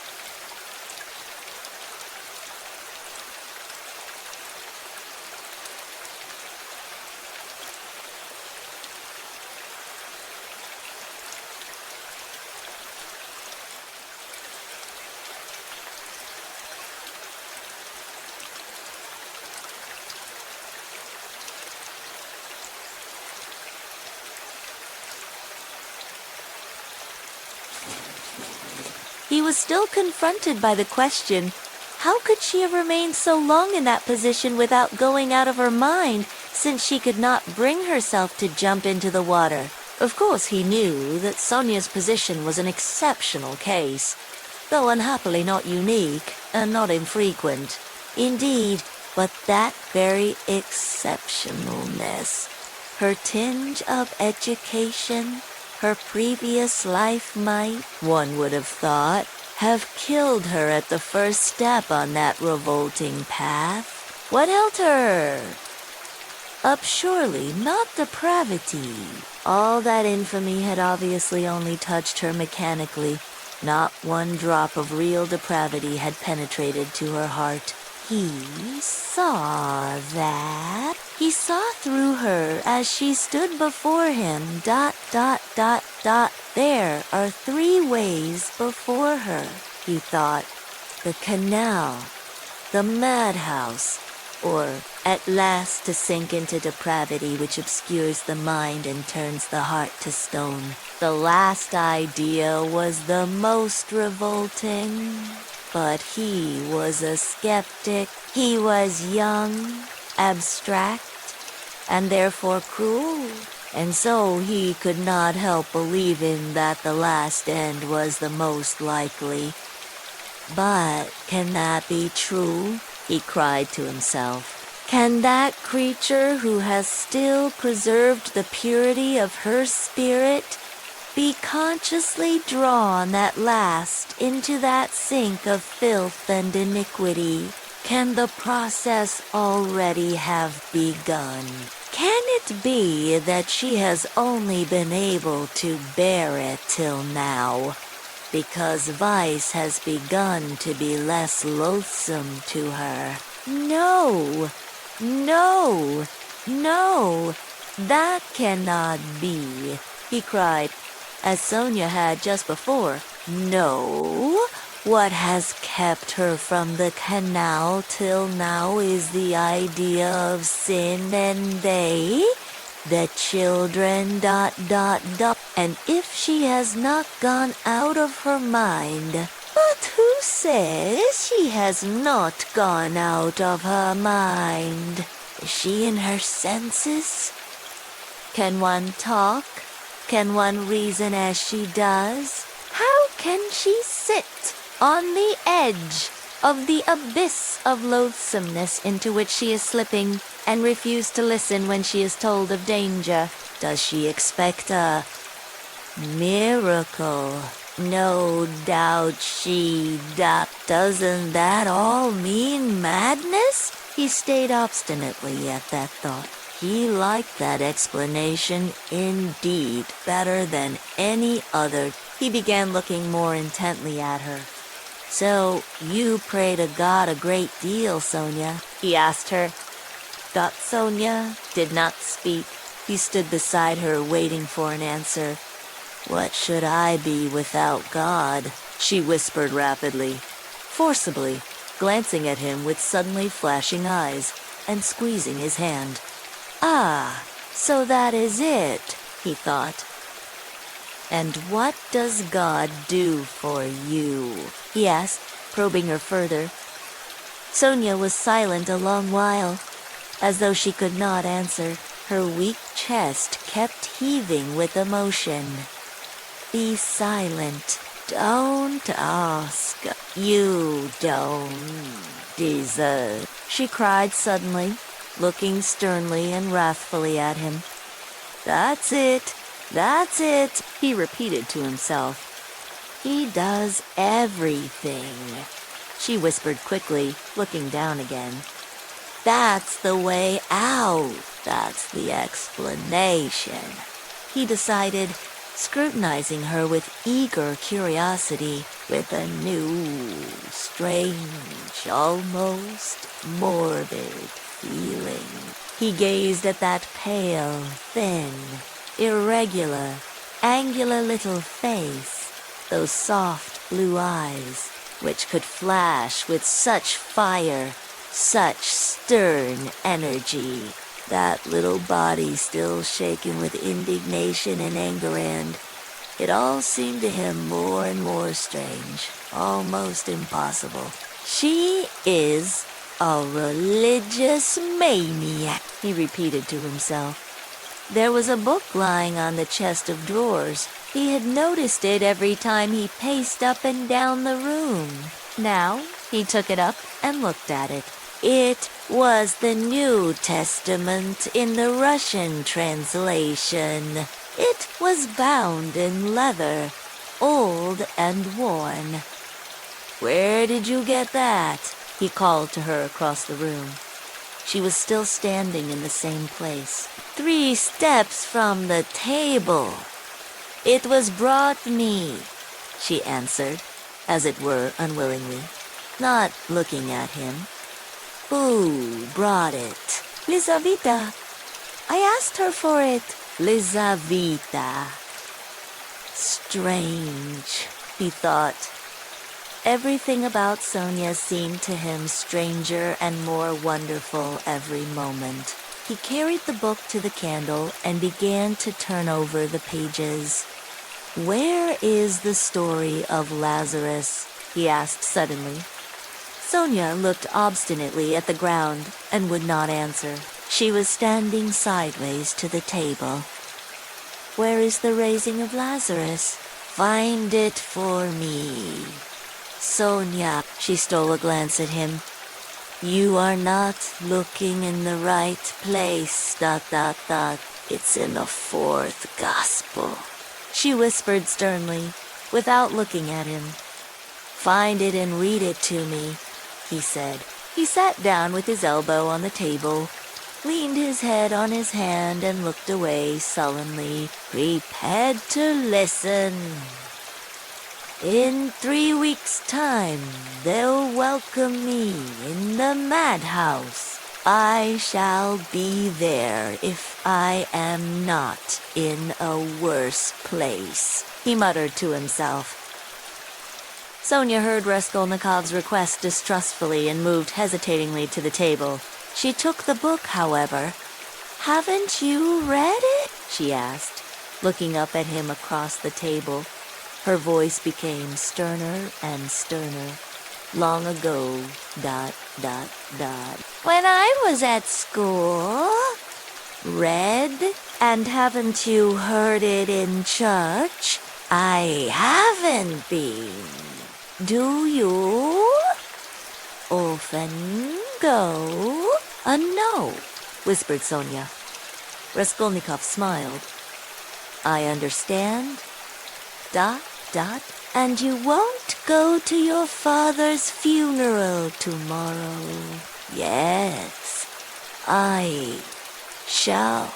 I was at church last week, too. I had a requiem service. For whom? For Lizaveta. She was killed with an axe. His nerves were more and more strained. His head began to go round. Were you friends with Lizaveta? Yes. She was good. She used to come. Noto futen, shikaru donto. We used to read together and talk. She will see God.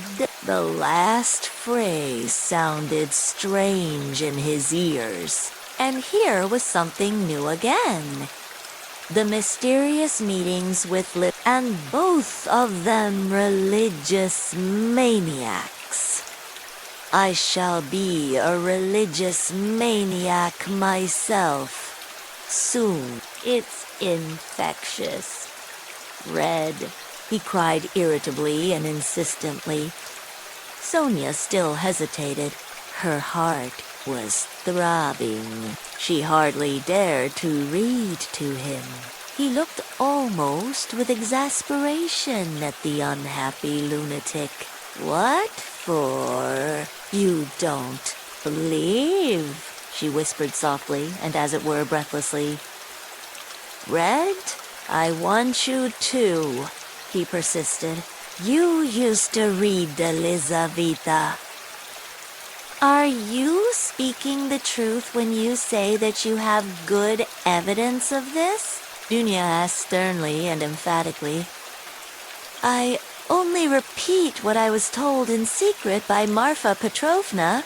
I must observe that from the legal point of view, the case was far from clear. There was, and I believe still is, living here, a woman called Reslik, a foreigner who lent small sums of money at interest and did other commissions. And with this woman Svidrigailov had for a long while close and mysterious relations. She had a relation, a niece, I believe, living with her, a deaf and dumb girl of 15, or perhaps not more than 14. Reslik hated this girl and grudged her every crust. She used to beat her mercilessly.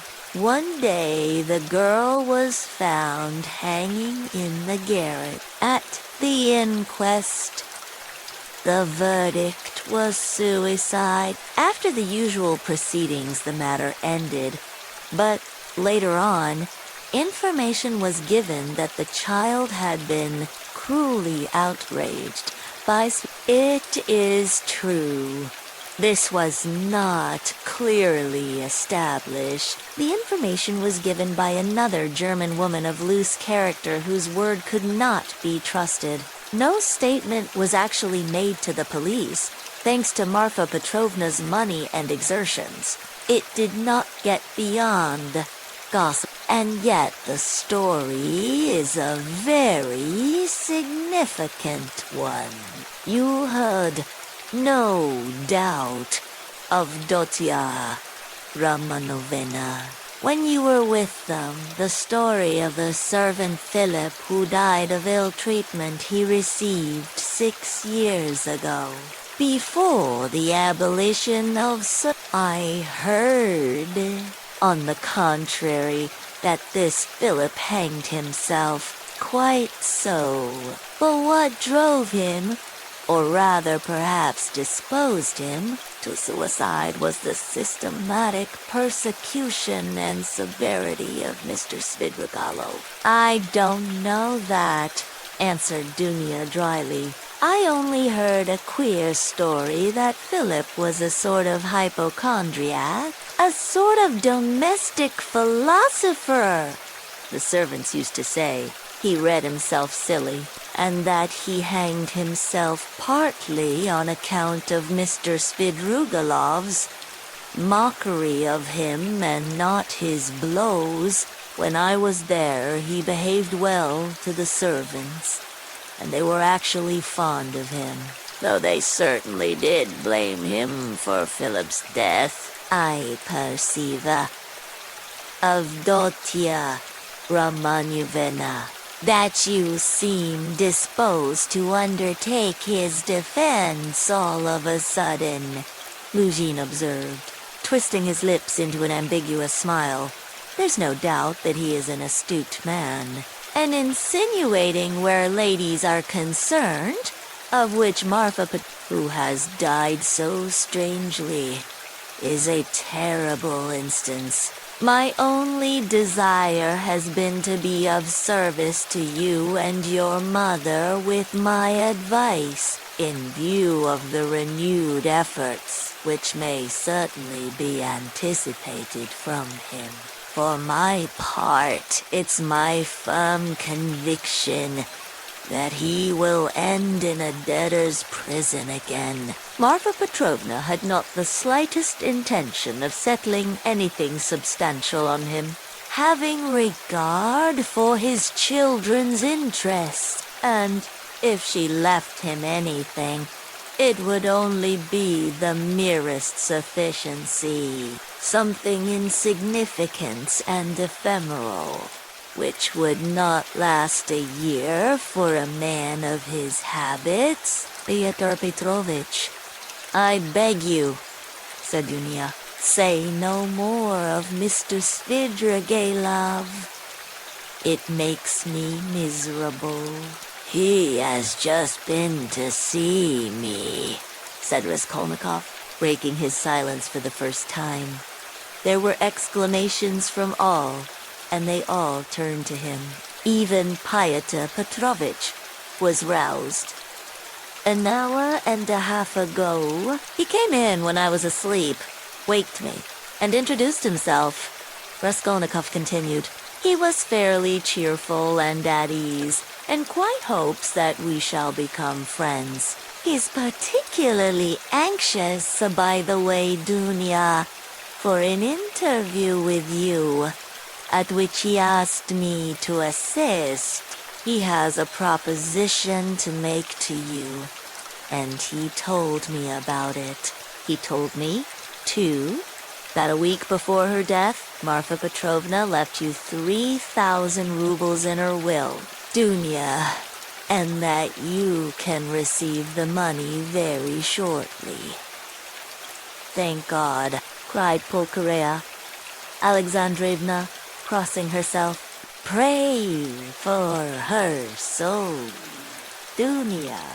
"It's a fact," broke from Lugin. "Tell us, what more?" "Dunya Yuaruji, Idirasa Kornikohu." Then he said that he wasn't rich, and all the estate was left to his children, who are now with an aunt. Then that he was staying somewhere not far from me. But where? I don't know. I didn't ask. ... But what? What does he want to propose to Dunya?" cried Pulcheria Alexandrovna in a fright. "Did he tell you?" "Yes." "What was it?" "I'll tell you afterwards." Raskolnikov ceased speaking and turned his attention to his tea. Petrovich looked at his watch.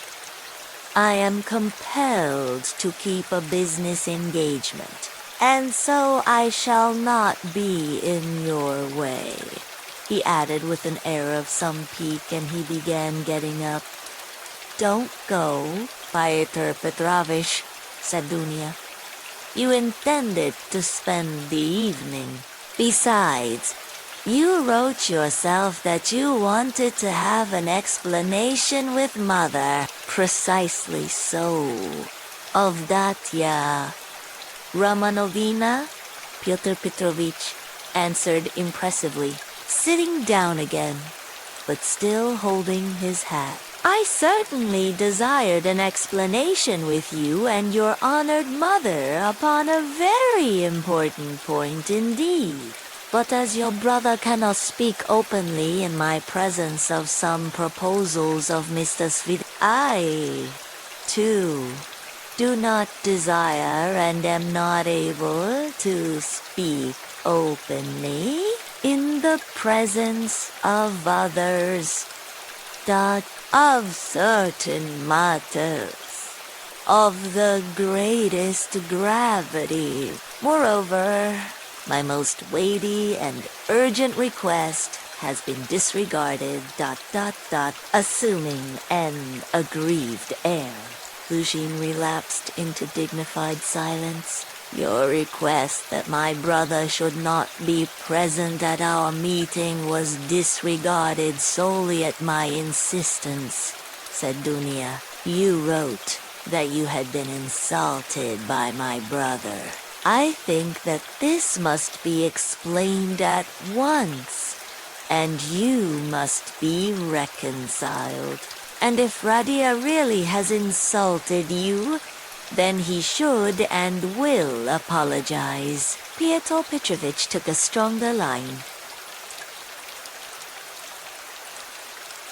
There are insults, Abudotia, Romanobuna, which no goodwill can make us forget.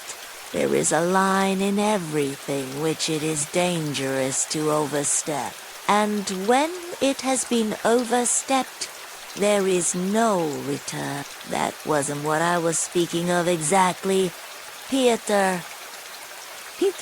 Dunia interrupted with some impatience. Please understand that our whole future depends now on whether all this is explained and set right as soon as possible. I tell you frankly at the start that I cannot look at it in any other light. And if you have the least regard for me, all this business must be ended today, however hard that may be. I repeat that if my brother is to blame, he will ask your forgiveness. I am surprised at your putting the question like that, said Lugin, getting more and more irritated. Esteeming and, so to say, adoring you, I may at the same time very well indeed be able to dislike some member of your family, though I lay claim to the happiness of your hand. I cannot accept duties incompatible with... Don't be so ready to take offense. Piotr Petrovich, Dunia interrupted with feeling. And be the sensible and generous man I have always considered and wish to consider you to be. I've given you a great promise. I am your betrothed. Trust me in this matter, and believe me, I shall be capable of judging impartially. My assuming the part of judge is as much a surprise for my brother as for you. When I insisted on his coming to our interview today after your letter, I told him nothing of what I meant to do. Understand that. If you are not reconciled, I must choose between you. It must be either you or he. That is how the question rests on your side. And on his, I don't want to be mistaken in my choice, and I must not be. For your sake, I must break off with my brother. For my brother's sake, I must break off with you. I can find out for certain now whether he is a brother to me, and I want to know it. And of you, whether I am dear to you, whether you esteem me, whether you are the husband for me. Abudotia, Romano Bunalushinda, declared huffily. Your words are of too much consequence to me. I will say more. They are offensive in view of the position I have the honor to occupy in relation to you. To say nothing of your strange and offensive, setting me on a level with an impertinent boy. You admit the possibility of breaking your promise to me. You say you or he, showing thereby of how little consequence I am in your eyes. I cannot let this pass, considering the relationship and the obligations existing between us. What? Cried Dunia, flushing. I set your interest beside all that has hitherto been most precious in my life, what has made up the whole of my life. And here you are offended at my making too little account of you. Raskolnikov smiled sarcastically. Razumihin fidgeted, but Pyotr Petrovitch did not accept the reproof. On the contrary, at every word he became more persistent and irritable, as though he relished it. Chapter I, the fact, was that up to the last moment he had never expected such an ending. He had been overbearing to the last degree, never dreaming that destitute and defenseless women could escape from his control.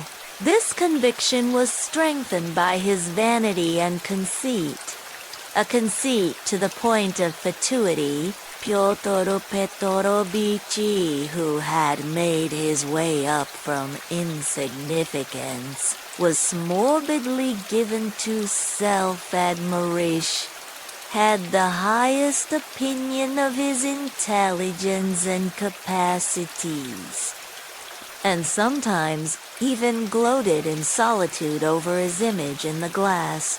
But what he loved and valued above all was the money he had amassed by his labor, and by all sorts of devices. That money made him the equal of all who had been his superiors. When he had bitterly reminded Dunia that he had decided to take her in spite of evil report, Pyotr Petrovitch had spoken with perfect sincerity, and had, indeed, felt genuinely indignant at such black ingratitude. And yet, when he made Dunia his offer, he was fully aware of the groundlessness of all the gossip. The story had been everywhere contradicted by Marfa Petrovna, and was by then disbelieved by all the townspeople, who were warm in Dunia defense. And he would not have denied that he knew all that at the time. Yet he still thought highly of his own resolution in lifting Dunia to his level, and regarded it as something heroic. In speaking of it to Dunia, he had let out the secret feeling he cherished and admired, and he could not understand that others should fail to admire it too. He had called on Raskolnikov with the feelings of a benefactor who is about to reap the fruits of his good deeds, and to hear agreeable flattery. And as he went downstairs now, he considered himself most undeservedly injured. NUNRECOGNISED.DOUNIA was simply essential to him. To do without her was unthinkable. For many years he had had voluptuous dreams of marriage, but he had gone on waiting and amassing money. He brooded with relish, in profound secret, over the image of a girl virtuous. Poor, she must be poor. Very young, very pretty, of good birth and education. Very timid, one who had suffered much and was completely humbled before him, one who would all her life look on him as her savior, worship him, admire him, and only him. How many scenes, how many amorous episodes he had imagined on this seductive and playful theme, when his work was over, and behold, the dream of so many years was all but realized. The beauty and education of Avdotia Romanovna had impressed him. Her helpless position had been a great allurement. In her, he had found even more than he dreamed of. Here was a girl of pride, character, virtue, of education and breeding superior to his own. He felt that. And this creature would be slavishly grateful all her life for his heroic condescension and would humble herself in the dust before him. And he would have absolute, unbounded power over her. Not long before, he had too. After long reflection and hesitation, made an important change in his career, and was now entering on a wider circle of business. With this change, his cherished dreams of rising into a higher class of society seemed likely to be realized. He was, in fact, determined to try his fortune in Petersburg. He knew that women could do a very great deal. The fascination of a charming, virtuous, highly educated woman might make his way easier, might do wonders in attracting people to him, throwing an aureole round him. And now everything was in ruin. This sudden horrible rupture affected him like a clap of thunder. It was like a hideous joke, an absurdity. He had only been a tiny bit masterful, had not even time to speak out, had simply made a joke, been carried away, and it had ended so seriously. And, of course, too, he did love Dunya. In his own way, he already possessed her in his dreams and all at once. No, the next day, the very next day, it must all be set right, smoothed over, settled. Above all, he must crush that conceited milksop, who was the cause of it all. With a sick feeling, he could not help recalling Rezamian too. But he soon reassured himself on that score, as though a fellow like that could be put on a level with him. The man he really dreaded in earnest was... He had, in short, a great deal to attend to, ... double, quotes no. I am more to blame than anyone, said Dunya, kissing and embracing her mother. I was tempted by his money, but on my honor, brother, I had no idea he was such a base man.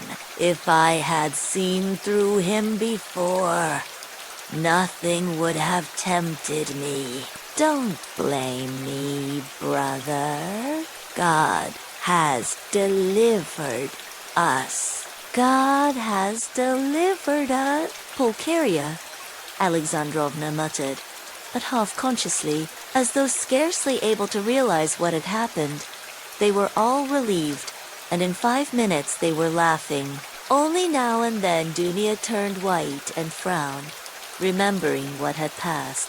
Pulcheria Alexandrovna was surprised to find that she, too, was glad. She had only that morning thought, Rupture with Luzhin, a terrible misfortune. Razumian was delighted. He did not yet dare to express his joy fully, but he was in a fever of excitement as though a ton weight had fallen off his heart. Now he had the right to devote his life to them, to serve them, ... Anything might happen now. But he felt afraid to think of further possibilities and dared not let his imagination range. But Raskolnikov sat still in the same place, almost sullen and indifferent. Though he had been the most insistent on getting rid of Lushin, he seemed now the least concerned at what had happened. Dunya could not help thinking that he was still angry with her, and Pulcheria Alexandrovna watched him timidly. "What did Svidrigailov say to you?" said Dunya, approaching him. Yes, cried Pulcheria Alexandrovna. Raskolnikov raised his head. "He wants to make you a present of 10,000 rubles, and he desires to see you once in my presence."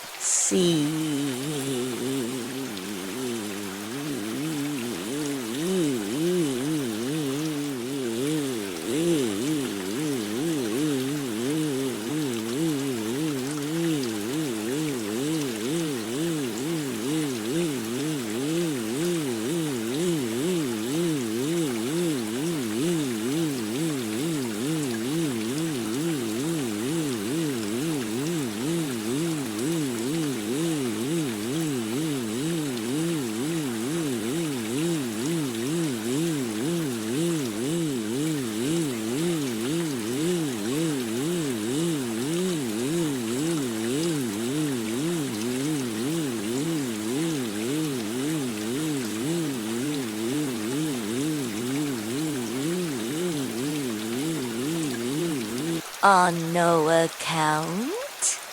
cried Pulcheria Alexandrovna. "And how dare he offer her money?" Then Raskolnikov repeated rather dryly his conversation with Svidrig, omitting his account of the ghostly visitations of Marfa Petrovna, wishing to avoid all unnecessary talk. "What answer did you give him?" asked Dunya. "At first I said I would not take any message to you. Then he said that he would do his utmost to obtain an interview with you without my help. He assured me that his passion for you was a passing infatuation. Now he has no feeling for you. He doesn't want you to marry Luzhin. His talk was altogether rather muddled. How do you explain him to yourself, Radya? How did he strike you? I must confess, I don't quite understand him. He offers you 10,000, and yet says he is not well off. He says he is going away, and in 10 minutes he forgets he has said it. Then he says he is going to be married and has already fixed on the girl. No doubt he has a motive, and probably a bad one. But it's odd that he should be so clumsy about it if he had any designs against you. Of course, I refused this money on your account, once for all. Altogether, I thought him very strange. One might almost think he was mad, but I may be mistaken. That may only be the part he assumes. The death of Marfa Petrovna seems to have made a great impression on him. God rest her soul, exclaimed Pulcheria Alexandrovna. I shall always pray for her. Where should we be now, Dunya?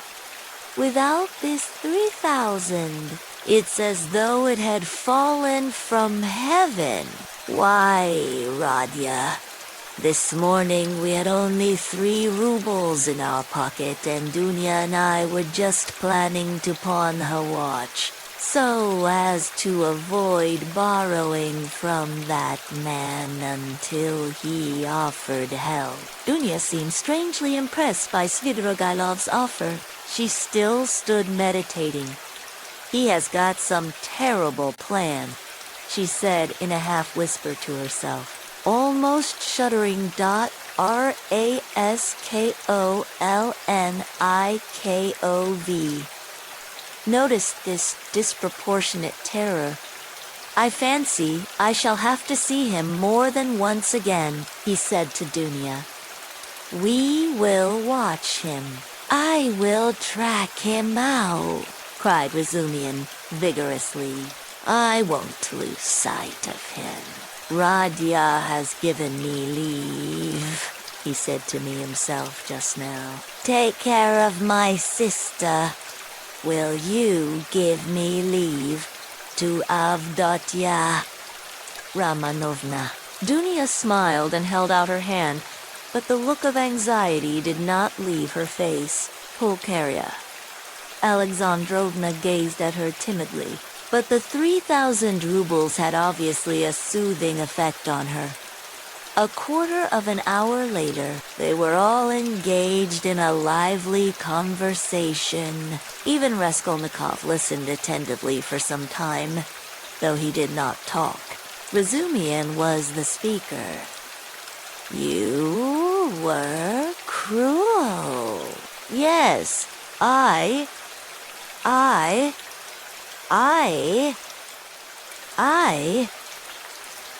went to see them, she went on, weeping, and father said, read me something? Sonia, my head aches. Read to me. Here's a book. He had a book he had got from Andrei Semyonovich Lebeziev. He lives there.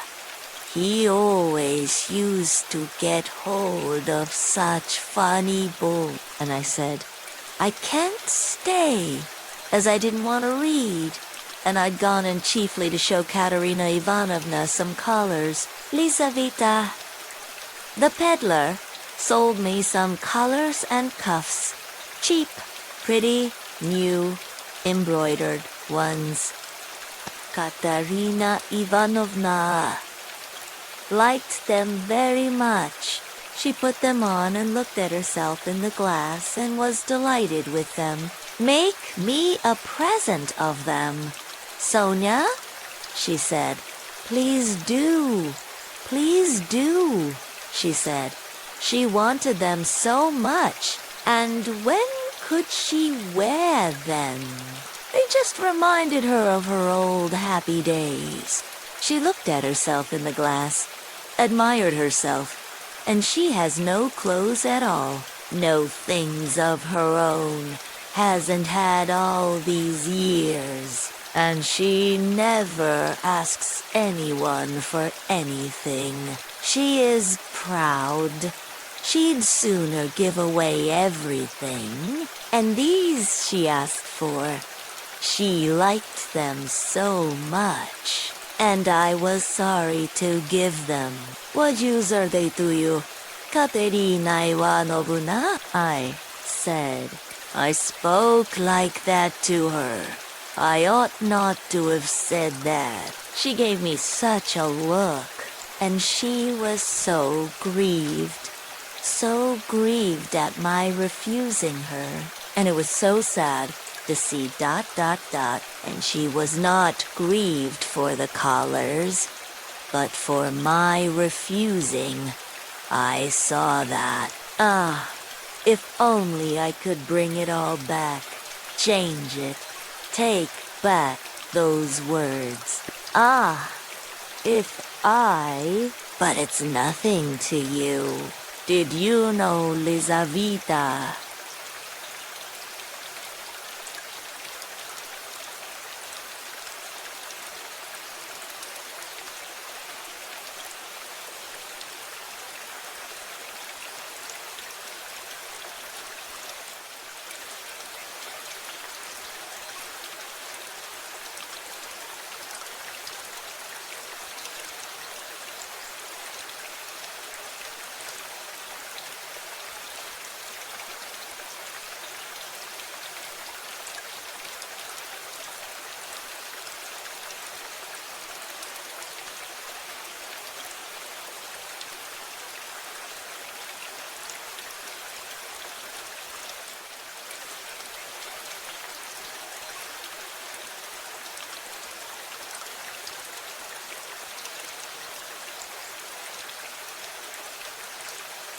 this. Did you know her? Sonia asked with some surprise.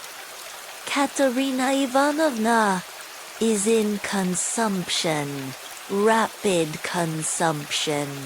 She will soon die, said Raskolnikov after a pause, without answering her question. Oh, no, no, no. And Sonia unconsciously clutched both his hands, as though imploring that she should not. But it will be better if she does die. No, not better. Not at all better, Sonia unconsciously repeated in dismay. And the children, what can you do except take them to live with you? Oh, I don't know, cried Sonia, almost in despair, and she put her hands to her head. It was evident that that idea had very often occurred to her. Before, and he had only roused it again. And what if even now, while Katerina Ivanovna is alive, you get ill and are taken to the hospital? What will happen then? He persisted pitilessly. How can you? That cannot be. And Sonia's face worked with awful terror. Cannot be, Raskolnikov went on with a harsh smile. You are not insured against it, are you? What will happen to them then? They will be in the street. All of them.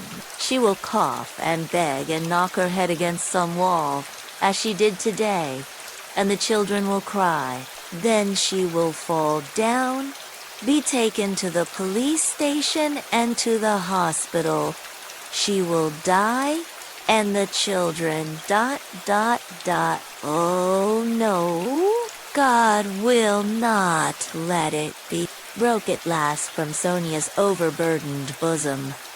She listened, looking imploringly at him, clasping her hands in dumb entreaty, as though it all depended upon him. Raskolnikov got up and began to walk about the room. A minute passed. Sonia was standing with her hands and her head hanging in terrible dejection. And can't you save, put by for a rainy day? He asked, stopping suddenly before her. No, ho espirito Sonia. Of course not. Have you tried? He added almost ironically. Yes, and it didn't come off. Of course not. No need to ask. And again he paced the room. Another minute passed. You don't get money every day. Sonia was more confused than ever, and color rushed into her face again. No, she whispered with a painful effort. It will be the same with Polenka. No doubt, he said suddenly. No, it can't be. No. Sonia cried aloud in desperation, as though she had been stabbed. God would not allow anything so awful. He lets others come to it. No. God will protect her. God, she repeated beside herself. But perhaps there is no God at all, Raskolnikov answered with a sort of malignance, laughed and looked at her.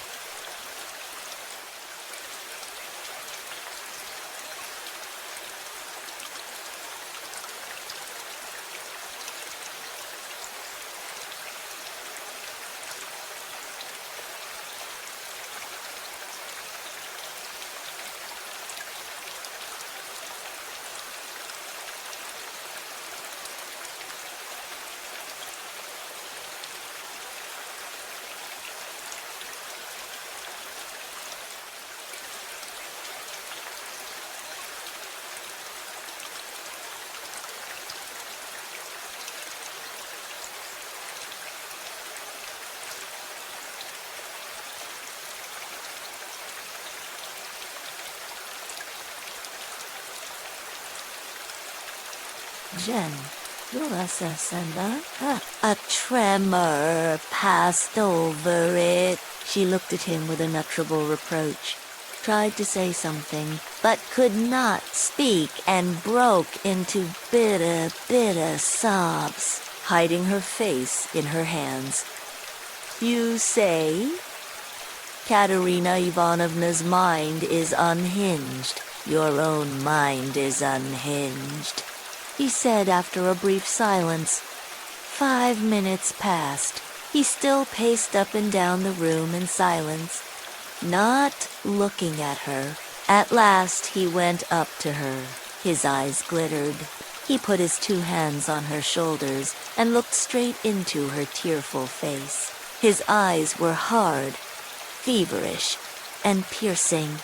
His lips were twitching. All at once, he bent down quickly and, dropping to the ground, kissed her foot. Sonia drew back from him as from a madman. And certainly he looked like a madman. What are you doing to me? She muttered, turning pale, and a sudden anguish clutched at her heart. He stood up at once.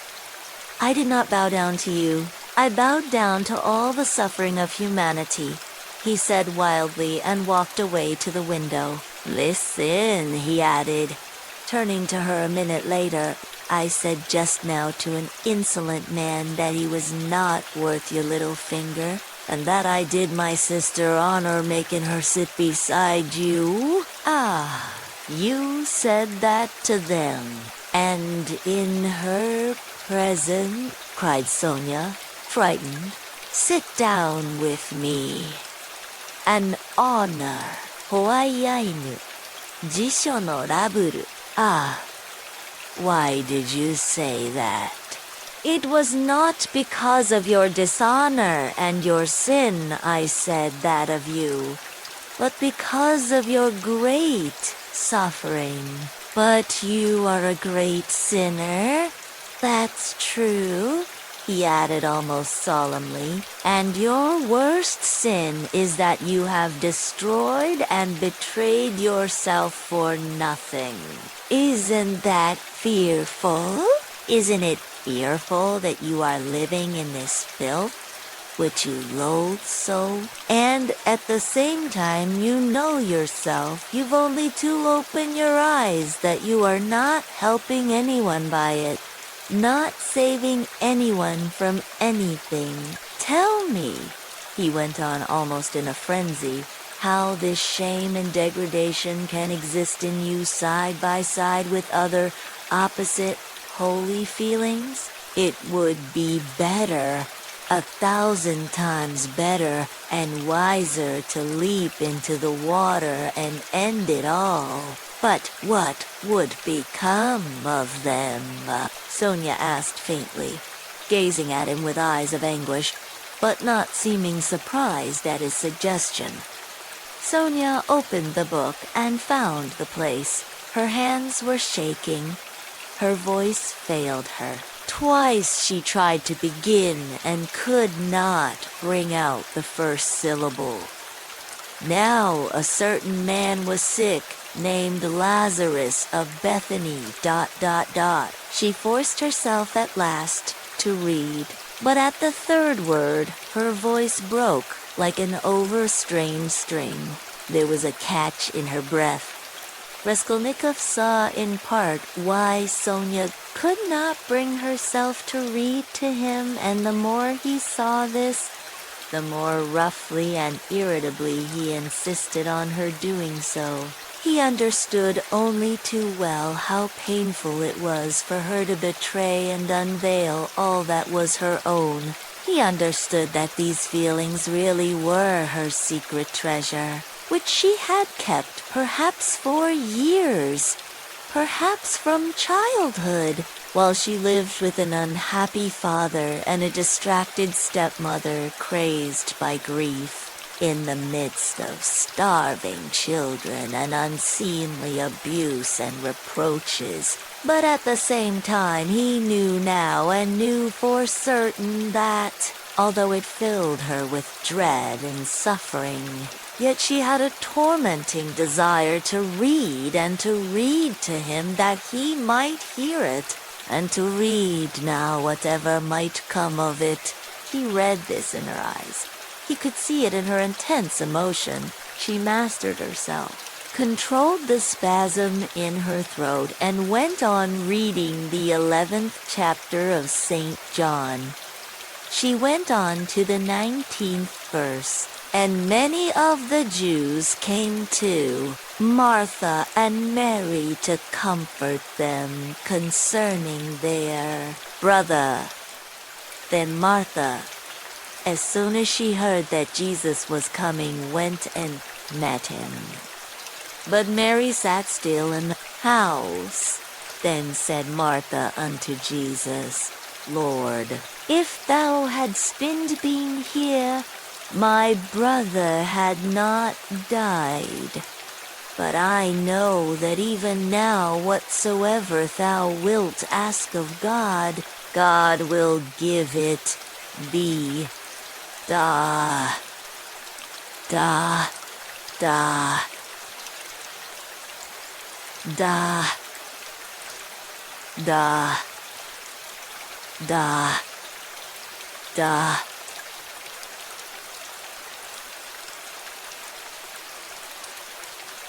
Duh. Then she stopped again with a shamefaced feeling that her voice would quiver and break again.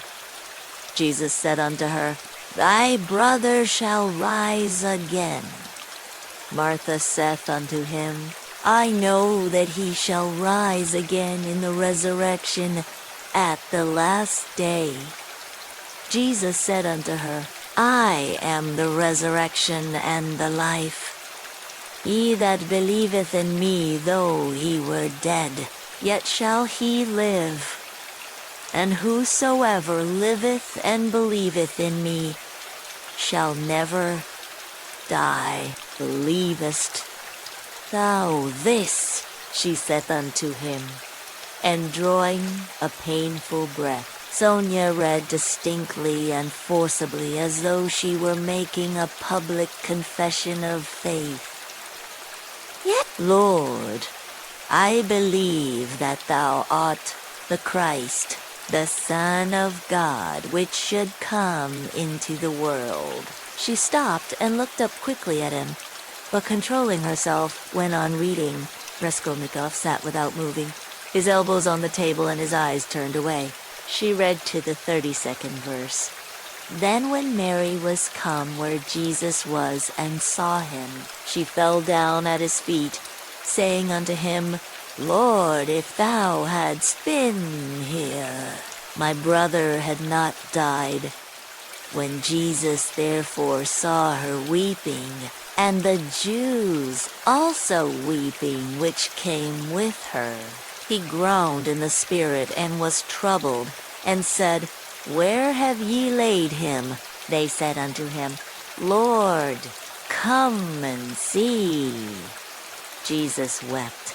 Then said the Jews, Behold how he loved him. And some of them said, Could not this man which opened the eyes of the blind have caused that even this man should not have died? Raskolnikov turned and looked at her with emotion. Yes, he had known it. She was trembling in a real physical fever. He had expected it. She was getting near the story of the greatest miracle, and a feeling of immense triumph came over her. Her voice rang out like a bell. Triumph and joy gave it power. The lines danced before her eyes, but she knew what she was reading by heart. At the last verse, Could not this man which opened the eyes of the blind... Dropping her voice, she passionately reproduced the doubt, the reproach, and censure of the blind, disbelieving Jews, who in another moment would fall at his feet, as though struck by thunder, sobbing and believing. And he too, is blinded and unbelieving, he too will hear, he too will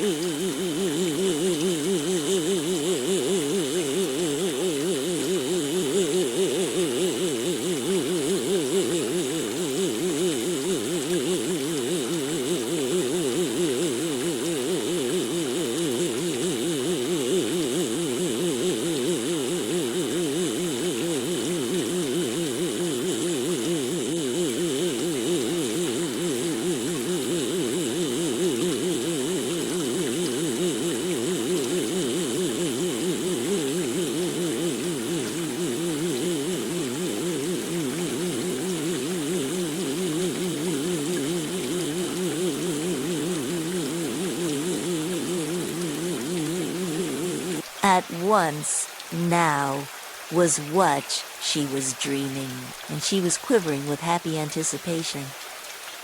Jesus therefore again, groaning in himself, cometh to the grave.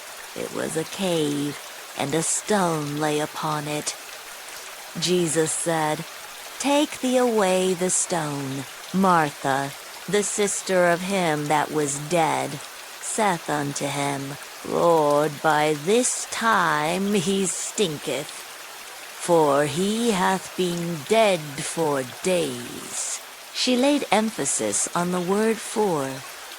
Jesus saith unto her, Said I not unto thee, that if thou wouldest believe, thou shouldest see the glory of God? Then they took away the stone from the place where the dead was laid. And Jesus lifted up his eyes and said, Father, I thank thee that thou hast heard me, and I knew that thou hearest me always. But because of the people which stand by, I said it, that they may believe that thou hast sent me. And when he thus had spoken, he cried with a loud voice, Lazarus, come forth. And he that was dead came forth. She read loudly, cold and trembling with ecstasy, as though she were seeing it before her eyes. Bound hand and foot with grave clothes, and his face was bound about with a napkin. Jesus saith unto them, Loose him and let him go. Then many of the Jews which came to Mary and had seen the things which Jesus did believed on him. She could read no more, closed the book, and got up from her chair quickly. That is all about the raising of Lazarus, she whispered severely and abruptly, and turning away she stood motionless, not daring to raise her eyes to him. She still trembled feverishly. The candle end was flickering out in the battered candlestick, dimly lighting up in the poverty-stricken room the murderer and the harlot who had so strangely been reading together the eternal book. 5 minutes or more passed. I came to speak of something, Raskolnikov said aloud. Frowning, he got up and went to Sonia. She lifted her eyes to him in silence. His face was particularly stern, and there was a sort of savage determination in it. I have abandoned my family today, he said. My mother and sister, I am not going to see them. I've broken with them completely. What for? Asked Sonia, amazed. Her recent meeting with his mother and sister had left a great impression which she could not analyze. She heard his news almost with horror. I have only you now, he added. Let us go together. ... I've come to you. We are both accursed. Let us go our way together. His eyes glittered as though he were mad. Sonia thought, in her turn, Go where? she asked in alarm, and she involuntarily stepped back. How do I know? I only know it's the same road. I know that, and nothing more. It's the same goal. She looked at him and understood nothing. She knew only that he was terribly, infinitely unhappy. No one of them will understand if you tell them, but I have understood. I need you. That is why I have come to you. I don't understand, whispered Sonia. Chapter Ivor Raskolnikov went straight to the house on the canal bank where Sonia lived.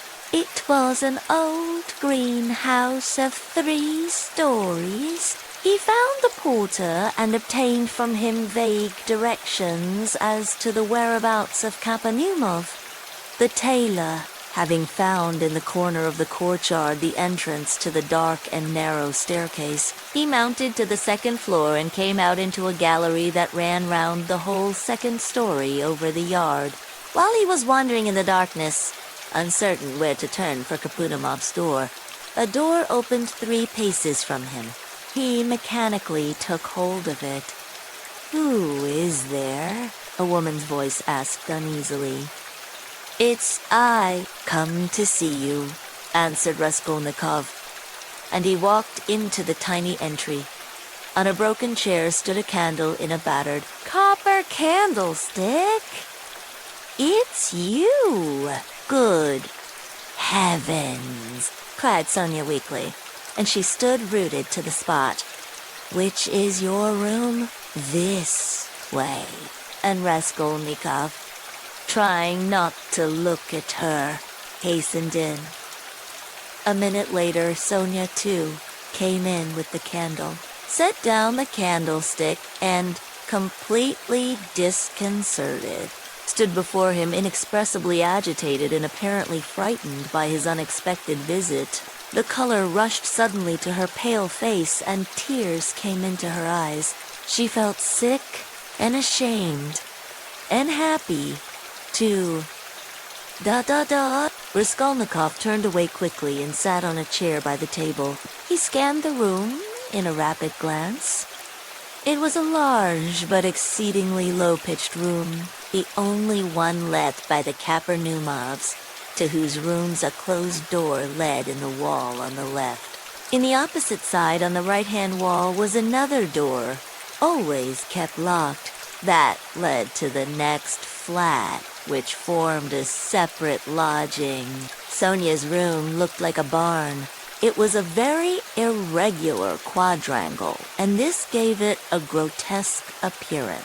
A wall with 3 windows looking out onto the canal ran aslant so that one corner formed a very acute angle, and it was difficult to see in it without very strong light. The other corner was disproportionately obtuse. There was scarcely any furniture in the big room. In the corner on the right was a bedstead. Beside it, nearest the door, a chair. A plain deal table covered by a blue cloth stood against the same wall, close to the door into the other flat. 2 rush-bottom chairs stood by the table. On the opposite wall, near the acute angle, stood a small, plain wooden chest of drawers looking, as it were, lost in a desert. That was all there was in the room. The yellow, scratched, and shabby wallpaper was black in the corners. It must have been damp and full of fumes in the winter. There was every sign of poverty. Even the bedstead had no curtain. Sonia looked in silence at her visitor, who was so attentively and unceremoniously scrutinizing her room, and even began at last to tremble with terror, as though she was standing before her judge and the arbiter of her destinies. "I am late, Dud. It's 11, isn't it?" he asked, still not lifting his eyes. Yes, muttered Sonia. Oh, yes, it is, she added hastily, as though in that lay her means of escape. My landlady's clock has just struck. I heard it myself. Dot, dot, dot, I've come to you for the last time. Raskolnikov went on gloomily, although this was the first time. I may perhaps not see you again. Dot, dot, ah.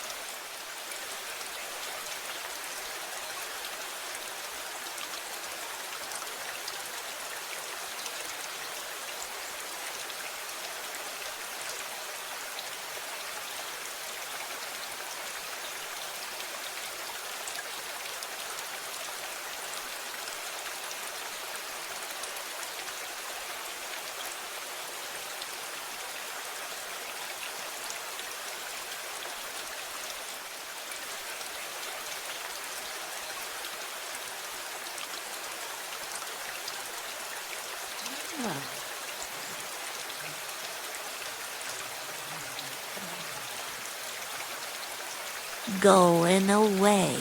I don't know dot dot to dash morrow dot dot dot dot. Then you are not coming to Katerina Ivanovna? Tomorrow? Sonia's voice shook. I don't. I shall know tomorrow morning. Never mind that. I've come to say one word, dot, dot. He raised his brooding eyes to her and suddenly noticed that he was sitting down while she was all the while standing before him. Why are you standing? Sit down, he said in a changed voice, gentle and friendly. She sat down. He looked kindly and almost compassionately at her. How thin you are. What a hand! Quite transparent. Like a dead hand. He took her hand. Sonia smiled faintly. I have always been like that, she said. Even when you lived at home. Yes. Of course you were, he added abruptly, and the expression of his face and the sound of his voice changed again suddenly. He looked round him once more. You rent this room from the Kapanumovs? Yes, dot, dot, dot, dot. They live there? Through that door? Yes, sir. They have another room like this? All in one room? Yes. I should be afraid in your room at night, he observed gloomily. They are very good people, very kind, answered Sonia, who still seemed bewildered. And all the furniture, everything is theirs. And they're very kind, and the children, too, often come to see me. They all stammer, don't they? Yes, sir. He stammers, and he's lame, and his wife, too.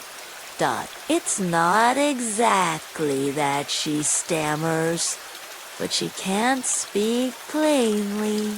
She is a very kind woman, and he used to be a house, and there are 7 children, and it's only the eldest one that stammers, and the others are simply ill.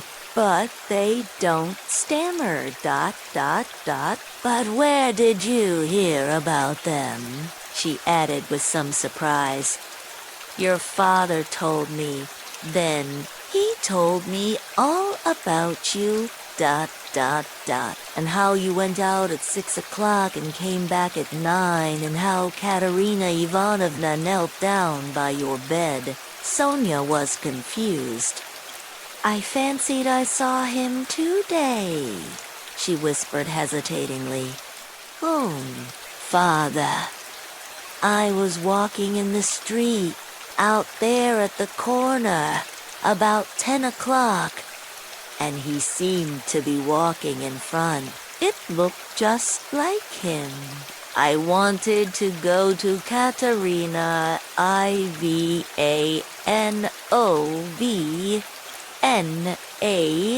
dot, dot, dot. You were walking in the street. Yes, Sonia whispered abruptly, again overcome with confusion and looking down. Katerina Ivanovna used to beat you, I dare say. Oh, no? What are you saying?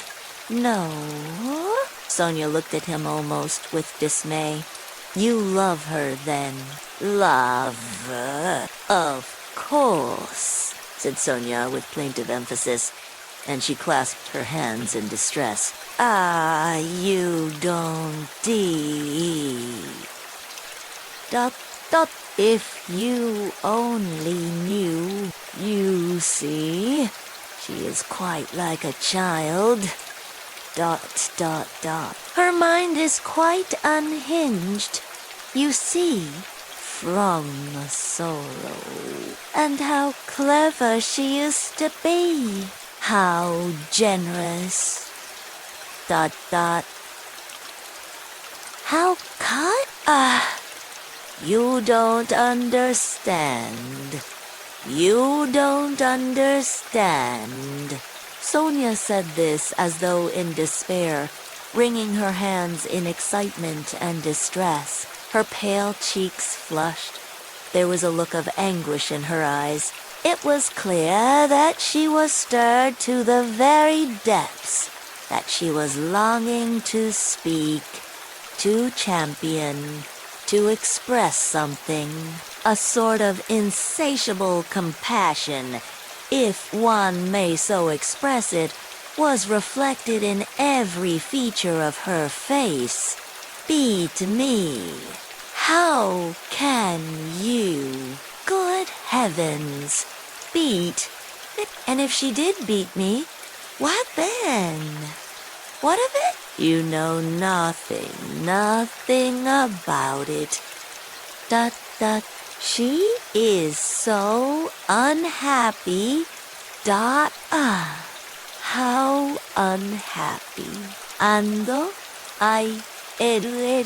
she is seeking righteousness.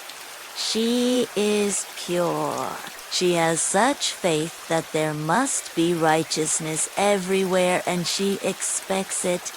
Dot, dot, dot. And if you were to torture her, she wouldn't do wrong.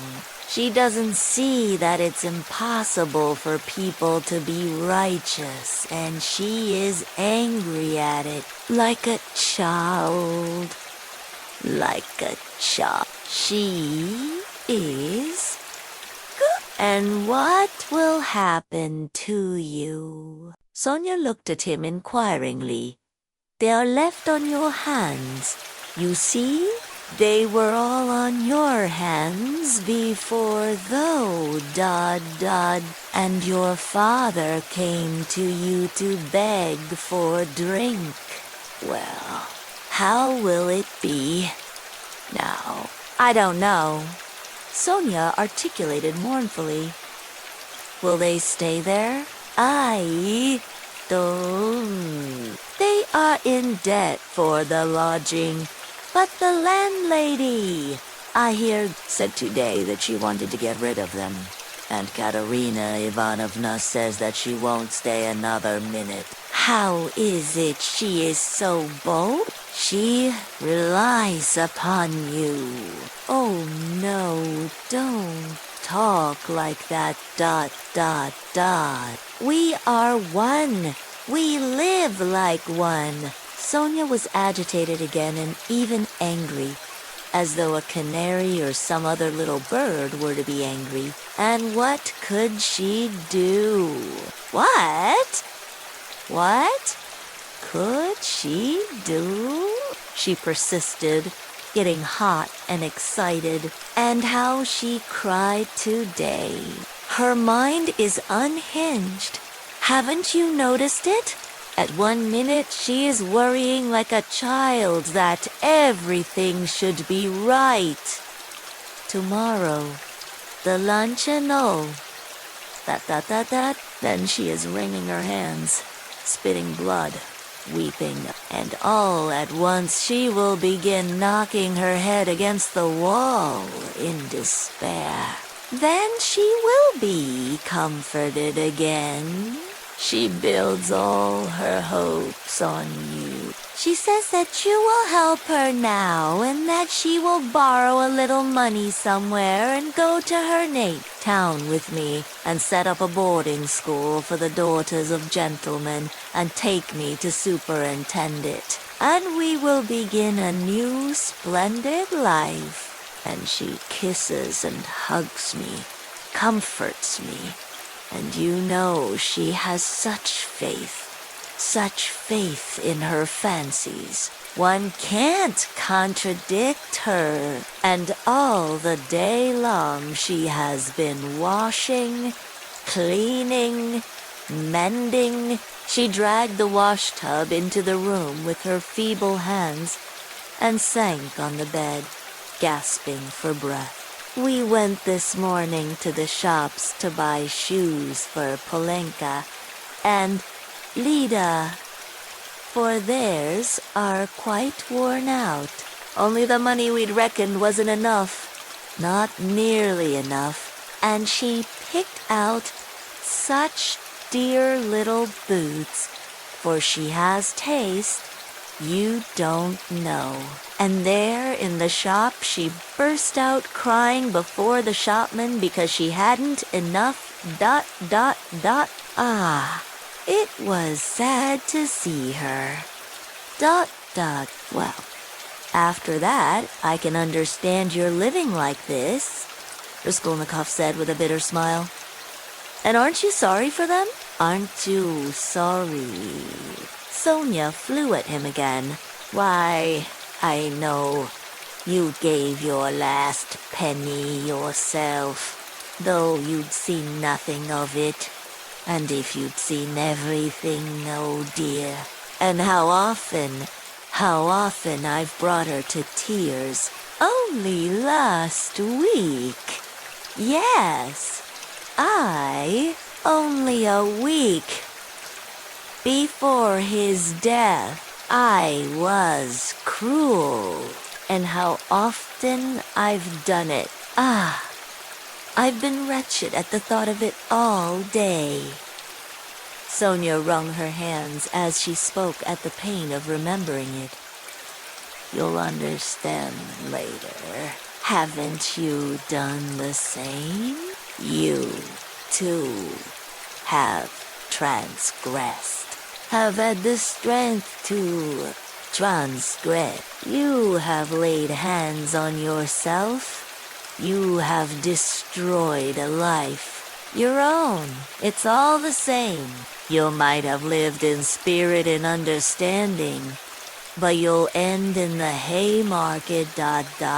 But you won't be able to stand it. And if you remain alone, you'll go out of your mind like me. You are like a mad creature already. So we must go together on the same road. Let us go. What for? What's all this for? Said Sonia, strangely and violently agitated by his words. What for? Because you can't remain like this. That's why. You must look things straight in the face at last, and not weep like a child and cry that God won't allow it. What will happen if you should really be taken to the hospital tomorrow? She is mad and in consumption. She soon die, and the children. Do you mean to tell me Polenka won't come to grief? Haven't you seen children here at the street corners? Sent out by their mothers to beg? I found out where those mothers live and in what. Children can't remain children there. At 7, the child is vicious and a thief. Yet children, you know, are the image of Christ. Theirs is the kingdom of heaven. He bade us honor and love them. They are the humanity of the future. ... What's to be done? What's to be done? Repeated Sonia, weeping hysterically and wringing her hands. What's to be done? Break what must be broken, once for all. That's all. And take the suffering on oneself. What? You don't understand. You'll understand later. ... Freedom and power, and above all, power over all trembling creation, and all the... That's the goal. Remember that? That's my farewell message. Perhaps it's the last time I shall speak to you. If I don't come tomorrow, you'll hear of it all. And then remember these words, and someday later on, in years to come, you'll understand, perhaps, what they meant. If I come tomorrow, I'll tell you who killed Elize, Evie, Godash by ... double quotes. Sonia started with terror. Why? Do you know who killed her? She asked, chilled with horror, looking wildly at him. I know, and will you. Only you. I have chosen you out. I'm not coming to you to ask forgiveness, but simply to tell you I chose you out long ago to hear this, when your father talked of you and when Lizaveta was alive. I thought of it. Goodbye. Don't shake hands. Tomorrow. He went. Sonia gazed at him as at a madman, but she herself was like one insane, and felt it. Her head was going round. Good heavens, how does he know who killed Lizzie? What did those words mean? It's awful! But at the same time, the idea did not enter her head, not for a moment. Oh, he must be terribly unhappy. He has abandoned his mother and sister. What for? What has happened? And what had he in his mind? What did he say to her? He had kissed her foot and said. Said yes. He had said it clearly that he could not live without her. Oh, merciful heavens. Sonia spent the whole night feverish and delirious. She jumped up from time to time, wept and wrung her hands, then sank again into feverish sleep and dreamt of Polenka, Katerina Ivanovna, and Lizaveta, of reading the gospel and him with a pale face, with burning eyes, kissing her feet, weeping. On the other side of the door on the right, which divided Sonia's room from Madame Ruslick's flat, was a room which had long stood empty. A card was fixed on the gate and a notice stuck in the windows over the canal advertising it to let. Sonia had long been accustomed to the rooms being uninhabited. But all that time Mr. Svidrigailov had been standing, listening at the door of the empty room.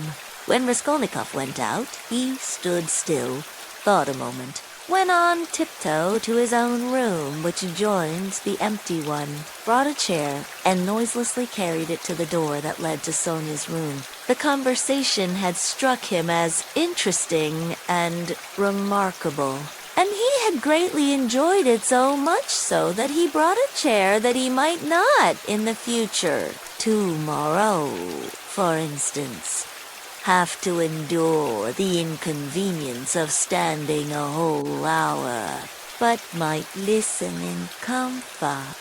Chapter V. When next morning, at 11 o'clock, punctually, Raskolnikov went into the Department of the Investigation of Criminal Causes and sent his name in to Porfiry. He was surprised at being kept waiting so long. It was at least 10 minutes before he was summoned. He had expected that they would pounce upon him, but he stood in the waiting room and people, who apparently had nothing to do with him, were continually passing to and fro before him. In the next room, which looked like an office, several clerks were sitting writing, and obviously they had no notion who or what Raskolnikov might be. He looked uneasily and suspiciously about him to see whether there was not some guard, some mysterious watch being kept on him to prevent his escape. But there was nothing of the sort. He saw only the faces of clerks absorbed in petty details and other people. No one seemed to have any concern with him. He might go where he liked for them. The conviction grew stronger in him that if that enigmatic man of yesterday, that phantom sprung out of the earth, had seen everything, they would not have let him stand and wait like that. And would they have waited till he elected to appear at 11?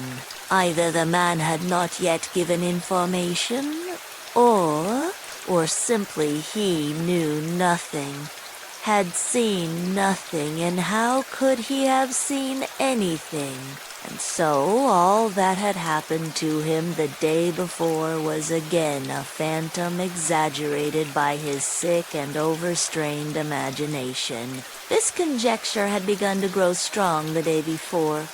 In the midst of all his alarm and despair, thinking it all over now and preparing for a fresh conflict, he was suddenly aware that he was trembling, and he felt a rush of indignation at the thought that he was trembling with fear at facing that hateful Porfiry. What he dreaded above all was meeting that man again. He hated him with an intense, unmitigated hatred and was afraid his hatred might betray him. His indignation was such that he ceased trembling at once. He made ready to go in with a cold and arrogant bearing and vowed to himself to keep as silent as possible, to watch and listen, and for once at least to control his overstrained nerves. At that moment he was summoned to Porfiry Petrovitch. He found Porfiry Petrovitch alone in his study. His study was a room neither large nor small, furnished with a large writing table that stood before a sofa, upholstered in checked material, a bureau, a bookcase in the corner, and several chairs, all government furniture of polished yellow wood. In the further wall there was a closed door. Beyond it there were no doubt other rooms. On Raskolnikov's entrance, Porfiry Petrovitch had at once closed the door by which he had come in, and they remained alone. He met his visitor with an apparently genial and good-tempered air, and it was only after a few minutes that Raskolnikov saw signs of a certain awkwardness in him.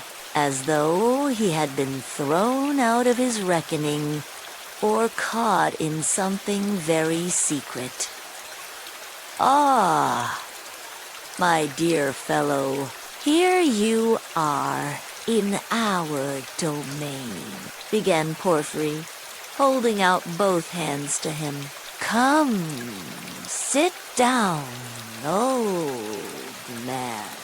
Or perhaps you don't like to be called my dear fellow and old man. Tout cool. Please don't think it too familiar. ... Here, on the sofa." Raskolnikov sat down, keeping his eyes fixed on him. "In our domain, the apologies for familiarity, the French phrase tout court, were all characteristic signs." He held out both hands to me, but he did not give me one. He drew it back in time, struck him suspiciously. Both were watching each other, but when their eyes met, quick as lightning they looked away. "I brought you this paper about the watch. Here it is. Is it all right, or shall I copy it again?" "What? A pepper?" Yes. "Don't be uneasy. It's all right," Porfiry Petrovitch said as though in haste. And after he had said it, he took the paper and looked at it. "Yes, it's all right. Nothing more is needed," he declared with the same rapidity, and he laid the paper on the table. A minute later, when he was talking of something else, he took it from the table and put it on his bureau. "I believe you said yesterday you would like to question me, ... formally, about my acquaintance with the murdered woman." Raskolnikov was beginning again. Why did I put in "I believe"? Passed through his mind in a flash. Why am I so uneasy at having put in that "I believe"? Came in a second flash, and he suddenly felt that his uneasiness at the mere contact with Porphyry, at the first words, at the first looks, had grown in an instant to monstrous proportions, and that this was fearfully dangerous. His nerves were quivering. His emotion was increasing. It's bad. I shall say too much again. Yes. There's no hurry, muttered Porphy, moving to and fro about the table without any apparent aim, as it were making dashes towards the window, the bureau, and the table, at one moment avoiding Raskolnikov's suspicious glance, then again standing still and looking him straight in the face. His fat, round little figure looked very strange, like a ball rolling from one side to the other and rebounding back. "We've plenty of time. Do you smoke? Have you your... Here, a cigarette," he went on, offering his visitor a cigarette. "You know I am receiving you here, but my own quarters are through there. You know, my government quarters, but I am living outside for the time. I had to have some repairs done here. It's almost finished now, ... Government quarters, you know, are a capital thing. What do you think?" "Yes, a capital thing," answered Raskolnikov, looking at him almost ironically. "A capital thing. A capital thing," repeated Porfiry Petrovitch, as though he had just thought of something quite different. "Yes, a capital thing. he almost shouted at last, suddenly staring at Raskolnikov and stopping short 2 steps from him. This stupid repetition was too incongruous in its ineptitude with the serious, brooding and enigmatic glance he turned upon his visitor. But this stirred Raskolnikov's spleen more than ever, and he could not resist an ironical and rather incautious challenge. "Tell me, please?" he asked suddenly, looking almost insolently at him, and taking a kind of pleasure in his own insolence. "I believe it's a sort of legal rule, a sort of legal tradition for all investigating lawyers to begin their attack from afar, with a trivial or at least an irrelevant subject, so as to encourage, or rather, to divert the man they are cross-examining, to disarm his caution, and then all at once to give him an unexpected knockdown blow with some fatal question. Isn't that so? It's a sacred tradition, mentioned, I fancy, in all the manuals of the art. Yes. Why? Do you imagine that was why I spoke about government quarters, eh? And as he said this, Porfiry Petrovitch screwed up his eyes and winked. A good-humored, crafty look passed over his face. The wrinkles on his forehead were smoothed out, his eyes contracted, his features broadened, and he suddenly went off into a nervous, prolonged laugh, shaking all over and looking Raskolnikov straight in the face. The latter forced himself to laugh, too, but when Porfiry, seeing that he was laughing, broke into such a guffaw that he turned almost crimson, Raskolnikov's repulsion overcame all precaution. He left off laughing, scowled and stared with hatred at Porfiry, keeping his eyes fixed on him while his intentionally prolonged laughter lasted. There was lack of precaution on both sides. However, for Porfiry Petrovitch seemed to be laughing in his visitor's face, and to be very little disturbed at the annoyance with which the visitor received it. The latter fact was very significant in Raskolnikov's eyes. He saw that Porfiry Petrovitch had not been embarrassed just before either, but that he, Raskolnikov, had perhaps fallen into a trap, that there must be something, some motive here, unknown to him, that perhaps everything was in readiness, and in another moment would break upon him, ... He went straight to the point at once, rose from his seat, and took his cap. "Porfiry Petrovitch," he began resolutely, though with considerable irritation. "Yesterday you expressed a desire that I should come to you for some inquiries." He laid special stress on the word inquiries. "I have come, and if you have anything to ask me, ask it, and if not, allow me to withdraw. I have no time to spare. I have to be at the funeral of that man who was run over, of whom you know also," he added, feeling angry at once at having made this addition and more irritated at his anger. "I am sick of it all. Do you hear? And have long been. It's partly what made me ill. In short," he shouted, feeling that the phrase about his illness was still more out of place, "in short, kindly examine me or let me go at once. And if you must examine me, do so in the proper form. I will not allow you to do so otherwise. And so, meanwhile, goodbye, as we have evidently nothing to keep us now. Good? Heavens, what do you mean?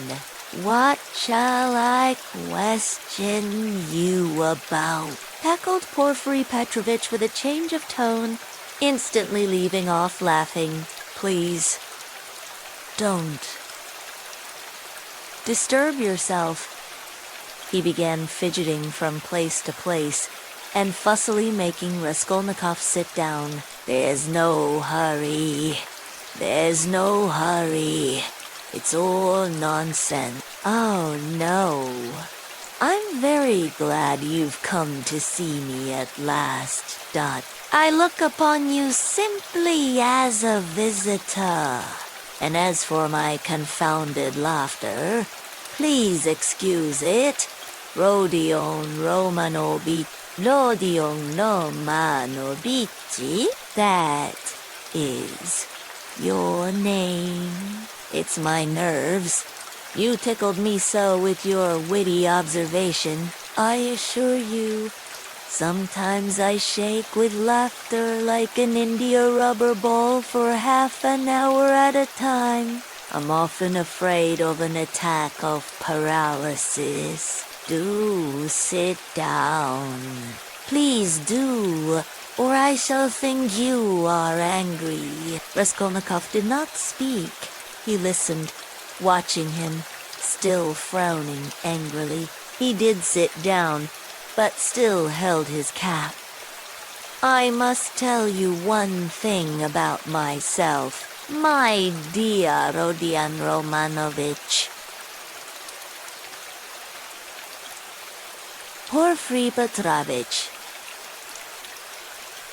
continued, moving about the room and again avoiding his visitor's eyes. You see, I'm a bachelor, a man of no consequence. I'm not used to society. Besides, I have nothing before me. I'm set. I'm running to seed. And have you noticed? Lo Dio, lo mano bici, that in our Petersburg circles, if two clever men meet who are not intimate, but respect each other like you and me, it takes them half an hour before they can find a subject for conversation that are done. They sit opposite each other and feel awkward. Everyone has subjects of conversation. Ladies, for instance. People in high society always have their subjects of conversation, c'est de rigueur, but people of the middle sort like us, thinking people, that is, are always tongue-tied and awkward. What is the reason of it? Whether it is the lack of public interest, or whether it is we are so honest. We don't want to deceive one another. I don't know. What do you think? Do put down your cap. It looks as if you were just going, it makes me uncomfortable. I am so delighted. ... Raskolnikov put down his cap and continued, listening in silence with a serious frowning face to the vague and empty chatter of Porfiry. Does he really want to distract my attention with his silly babble? I can't offer you coffee, but why not spend 5 minutes with a friend? Porfiry pattered on. And you know all these official duties. Please don't mind my running up and down. Excuse it, my dear fellow. I am very much afraid of offending you, but exercise is absolutely indispensable for me. I'm always sitting and so glad to be moving about 4 or 5 minutes I suffer from my sedentary life. I always intend to join a gymnasium. They say that officials of all ranks, even privy councillors, may be seen skipping gaily there. There you have it. Modern science. Yes, yes. But as for my duties, here, inquiries, and all such formalities. You mentioned inquiries yourself just now. I assure you these interrogations are sometimes more embarrassing for the interrogator than for the interrogator ... You made the observation yourself just now very aptly, and Raskolnikov had made no observation of the kind. One gets into a muddle, a regular muddle. One keeps harping on the same note, like a drum. There is to be a reformer, and we shall be called by a different name. At least. And as for our legal tradition, as you so wittily called it, I thoroughly agree with you. Every prisoner on trial, even the rudest peasant, knows that they begin by disarming him with irrelevant questions, as you so happily put it, and then deal him a knockdown blow. Your felicitous comparison.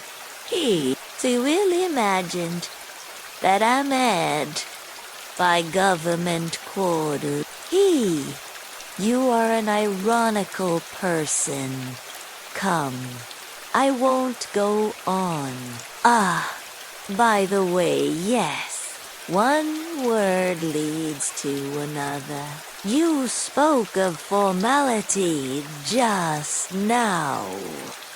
Apropos of the inquiry, you know. But what's the use of formality? In many cases, it's nonsense. Sometimes one has a friendly chat and gets a good deal more out of it. One can always fall back on formality, allow me to assure you, and after all, what does it amount to? An examining lawyer cannot be bounded by formality at every step. The work of investigation is, so to speak, a free art in its own way. Porfiri Petrovich took breath a moment. He had simply babbled on, uttering empty phrases, letting slip a few enigmatic words, and again reverting to incoherence. He was almost running about the room, moving his fat little legs quicker and quicker, looking at the ground with his right hand behind his back, while with his left making gesticulations that were extraordinarily incongruous with his words. Raskolnikov suddenly noticed that as he ran about the room, he seemed twice to stop for a moment near the door, as though he were listening. Is he expecting anything? You are certainly quite right about it, Porfiri began gaily, looking with extraordinary simplicity at Raskolnikov, which startled him and instantly put him on his guard. Certainly quite right in laughing so wittily at our legal forms. Some of these elaborate psychological methods are exceedingly ridiculous and perhaps useless if one adheres too closely to the forms. Yes, I am talking of forms again. Well, if I recognize, or more strictly speaking, if I suspect someone or other to be a criminal in any case, entrusted to me. ... You're reading for the law, of course. Lodion Lomanovici. Yes, I was. Well, then it is a precedent for you, for the future. No, don't suppose. I should venture to instruct you after the articles you publish about crime. No. I simply make bold to state it by way of fact. If I took this man or that for a criminal, why, I asked, should I worry him prematurely, even though I had evidence against him? In one case I may be bound, for instance, to arrest the man at once. But another may be in quite a different position, you know? So why shouldn't I let him walk about the town a bit? But I see you don't quite understand. So I'll give you a clearer example. If I put him in prison too soon, I may very likely give him, so to speak, moral support. You're laughing? Raskolnikov had no idea of laughing. He was sitting with compressed lips, his feverish eyes fixed on Porfiry Petrovich. Yet that is the case with some types especially, for men are so different.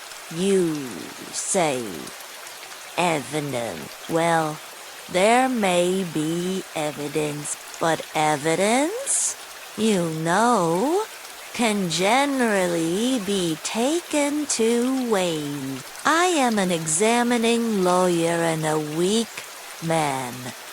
I confess it. I should like to make a proof, so to say, mathematically clear. I should like to make a chain of evidence such as twice 2 are 4. It ought to be a direct, irrefutable proof. And if I shut him up too soon, even though I might be convinced he was the man, I should very likely be depriving myself of the means of getting further evidence against him. And how? By giving him, so to speak, a definite position. I shall put him out of suspense and set his mind at rest, so that he will retreat into his shell. They say that at Sevastopol, soon after Alma, the clever people were in a terrible fright that the enemy would attack openly and take Sevastopol at once. But when they saw that the enemy preferred a regular siege, they were delighted, I am told, and reassured, or the thing would drag on for 2 months at least. You're laughing. You don't believe me again. Of course, you're right too. You're right. You're right. These are special cases, I admit, but you must observe this. My dear Rodion Romanovich, the general case, the case for which all legal forms and rules are intended, for which they are calculated and laid down in books, does not exist at all, for the reason that every case, every crime, for instance, so soon as it actually occurs, at once becomes a thoroughly special case, and sometimes a case unlike any that's gone before. Very comic cases of that sort sometimes occur. If I leave one man quite alone, if I don't touch him and don't worry him, but let him know, or at least suspect every moment that I know all about it, and I'm watching him day and night, and if he is in continual suspicion and terror, he'll be bound to lose his head. He'll come of himself. Or maybe do something which will make it as plain as twice 2 are for it's delightful. It may be so with a simple peasant, but with one of our sort, an intelligent man cultivated on a certain side, it's a dead certainty. For, my dear fellow, it's a very important matter to know on what side a man is cultivated. And then there are nerves. There are nerves. You have overlooked them. Why they are all sick, nervous, and irritable. And then how they all suffer from spleen. That, I assure you, is a regular gold mine for us, and it's no anxiety to me. His running about, the town free. Let him walk about for a bit. I know well enough that I've caught him and that he won't escape me. Where could he escape to? Abroad. Perhaps a Pole will escape abroad, but not here, especially as I am watching and have taken measures. Will he escape into the depths of the country, perhaps? But, you know, peasants live there. Real rude Russian peasants. A modern cultivated man would prefer prison to living with such strangers as our peasants. But that's all nonsense.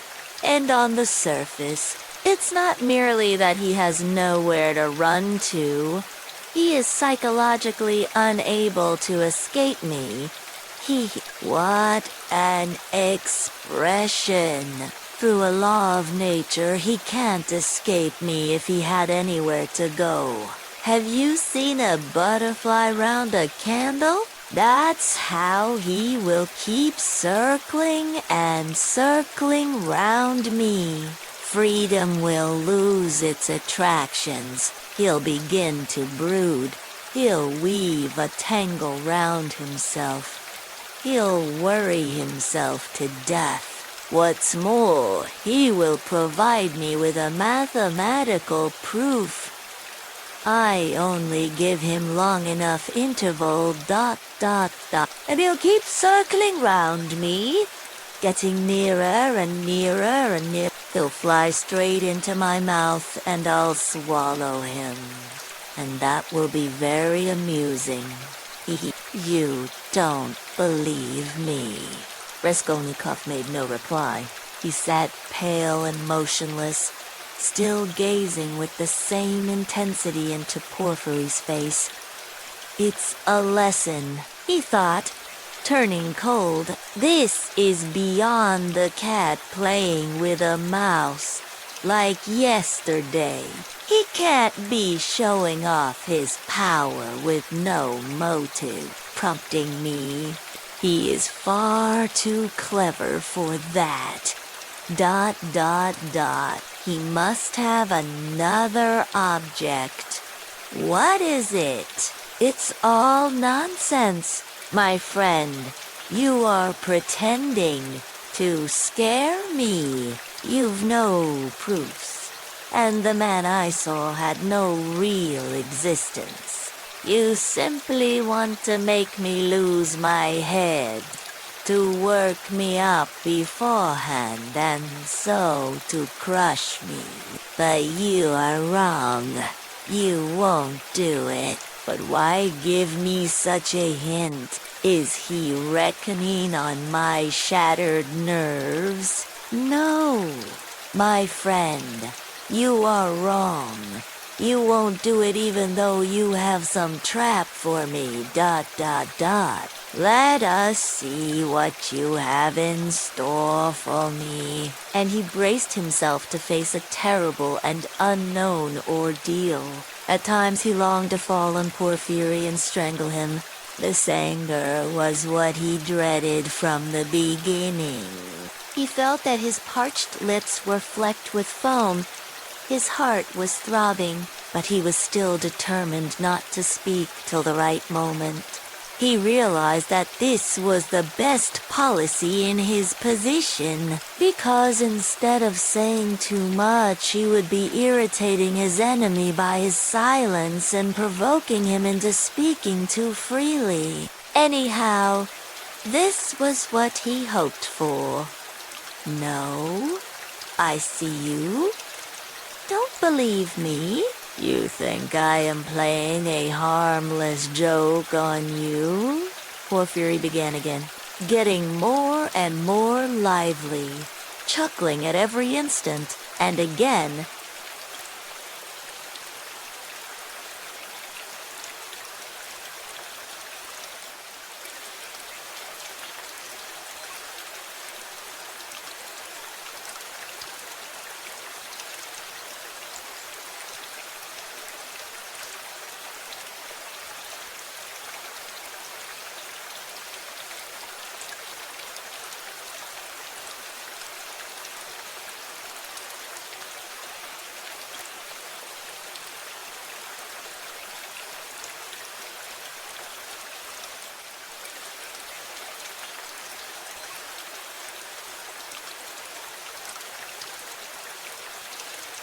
Avery. And to be sure you're right, God has given me a figure that can awaken none but comic ideas in other people. A buffoon. But let me tell you, and I repeat it.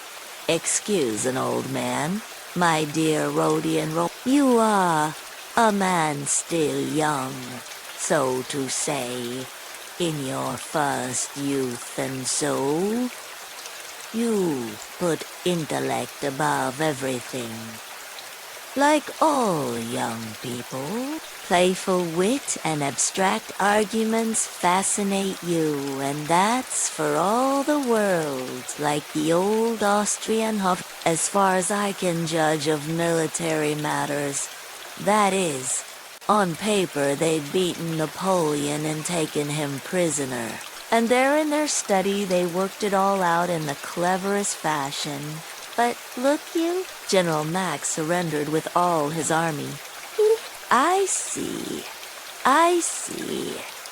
Rodion Romanovich, you're laughing at a civilian like me, taking examples out of military history. But I can't help it. It's my weakness. I am fond of military science, and I'm ever so fond of reading all military histories. I've certainly missed my proper career. I ought to have been in the army. Upon my word, I ought. I shouldn't have been a Napoleon, but I might have been a major. Well, I'll tell you the whole truth, my dear fellow, about this special case. I mean, actual fact and a man's temperament, my dear sir, are weighty matters, and it's astonishing how they sometimes deceive the sharpest calculation. I listened to an old man, speaking seriously. Rodion Romanovich. As he said this, Porfiry Petrovich, who was scarcely for Van 30, actually seemed to have grown old. Even his voice changed and he seemed to shrink together. Moreover, I'm a candid man. Am I a candid man or not? What do you say? I fancy I really am. I tell you these things for nothing and don't even expect a reward for it. Well, to proceed, wit, in my opinion, is a splendid thing. It is, so to say, an adornment of nature and a consolation of life, and what tricks it can play, so that it sometimes is hard for a poor examining lawyer to know where he is, especially when he's liable to be carried away by his own fancy. 2. For you know he is a man after all. But the poor fellow is saved by the criminal's temperament. Worse luck for him. But young people carried away by their own wit. Don't think of that when they overstep all obstacles, as you wittily and cleverly expressed it yesterday. He will lie, that is. The man who is a special case, the incognito, and he will lie well, in the cleverest fashion. You might think he would triumph and enjoy the fruits of his wit, but at the most interesting, the most flagrant moment, he will faint. Of course there may be illness in a stuffy room as well, but anyway, he's given us the idea. He lied incomparably, but he didn't reckon on his temperament. That's what betrays him. Another time, he will be carried away by his playful wit into making fun of the man who suspects him. He will turn pale, as it were, on purpose to mislead, but his paleness will be too natural, too much like the real thing. Again, he has given us an idea. Though his questioner may be deceived at first, he will think differently next day if he's not a fool. And, of course, it is like that at every step. He puts himself forward where he is not wanted, speaks continually when he ought to keep silent, brings in all sorts of allegorical allusions. He comes and asks, "Why didn't you take me long ago?" He. And that can happen, you know, with the cleverest man, the psychologist, the literary man. The temperament reflects everything like a mirror. Gaze into it and admire what you see. But why are you so pale? Romano Beachy? Is the room stuffy? Shall I open the window? Oh, don't trouble, please, cried Raskolnikov, and he suddenly broke into a laugh.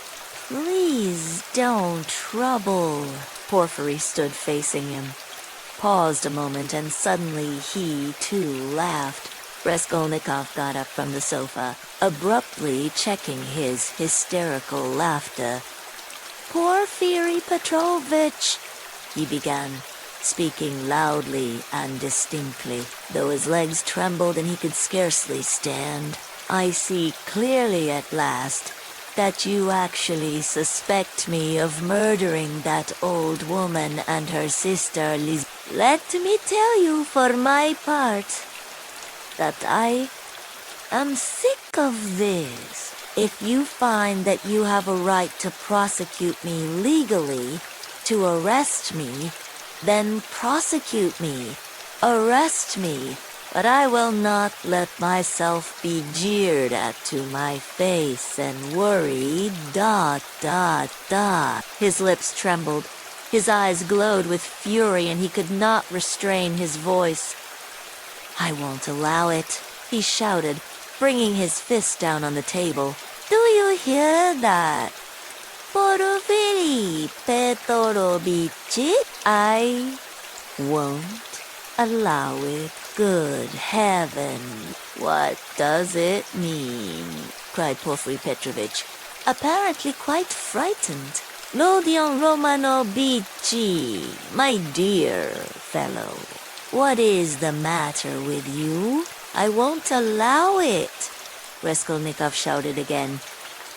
Briefly, he said loudly and imperiously, rising to his feet and in so doing pushing Porfiry back a little. Briefly, I want to know, do you acknowledge me perfectly free from suspicion or not? Tell me, Porfiry Petrovitch.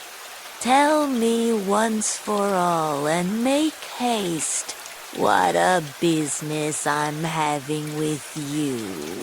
cried Porphyry with a perfectly good-humored, sly and composed face. And why do you want to know? Why do you want to know so much, since they haven't begun to worry you? Why? You are like a child asking for and why are you so uneasy? Why do you force yourself upon us, eh? Hee hee hee. I repeat, Raskolnikov cried furiously, that I can't put up with it. With what? Uncertainty, interrupted Porphyry. Don't jeer at me. I won't have it. I tell you I won't have it. I can't and I won't. Do you hear? Do you hear?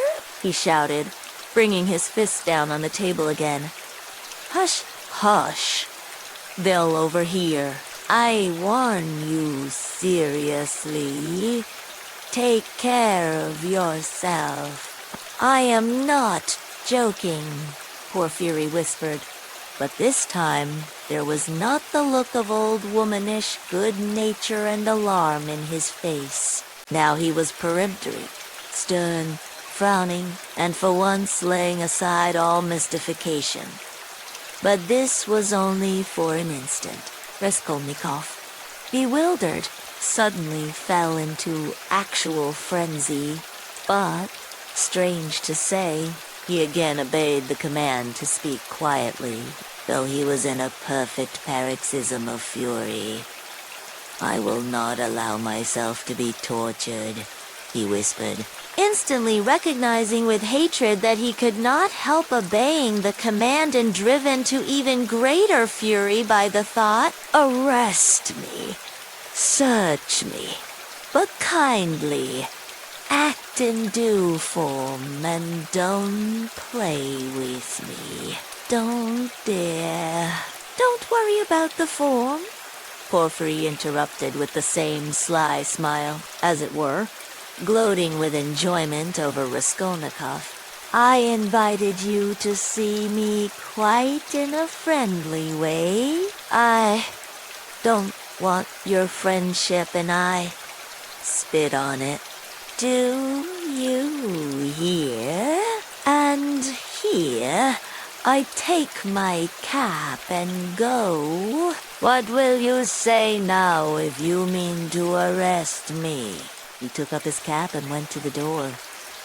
And won't you see my little surprise? Chuckled Porphyry again, taking him by the arm and stopping him at the door. He seemed to become more playful and good-humored, which maddened Raskolnikov. What surprise? He asked, standing still and looking at Porphyry in alarm. My little surprise. It's sitting there behind the door. He pointed to the locked door. I locked him in that he should not escape. What is it? Where? What? Raskolnikov walked to the door and would have opened it, but it was locked. It's locked. Here is the key. And he brought a key out of his pocket. You are lying, roared Raskolnikov without restraint. You lie, you damned Punchinello! And he rushed at Porphyry, who retreated to the other door, not at all alarmed. I understand it all. You are lying and mocking so that I may betray myself to you, ... Why? You could not betray yourself any further, my dear. Rodion Romanovich, you are in a passion. Don't shout. I shall call the clerks. You are lying. Call the clerks. You knew I was ill and tried to work me into a frenzy to make me betray myself. That was your object. Produce your facts.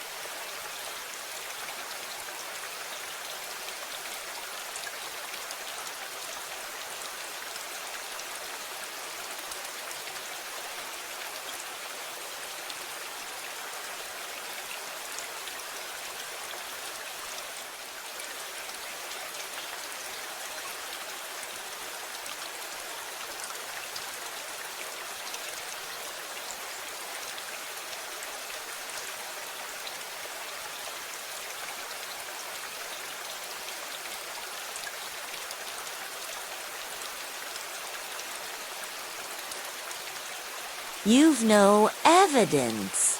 You have only wretched, rubbishly suspicions like You knew my character. You wanted to drive me to fury and then to knock me down with priests and deputies. Are you waiting for them?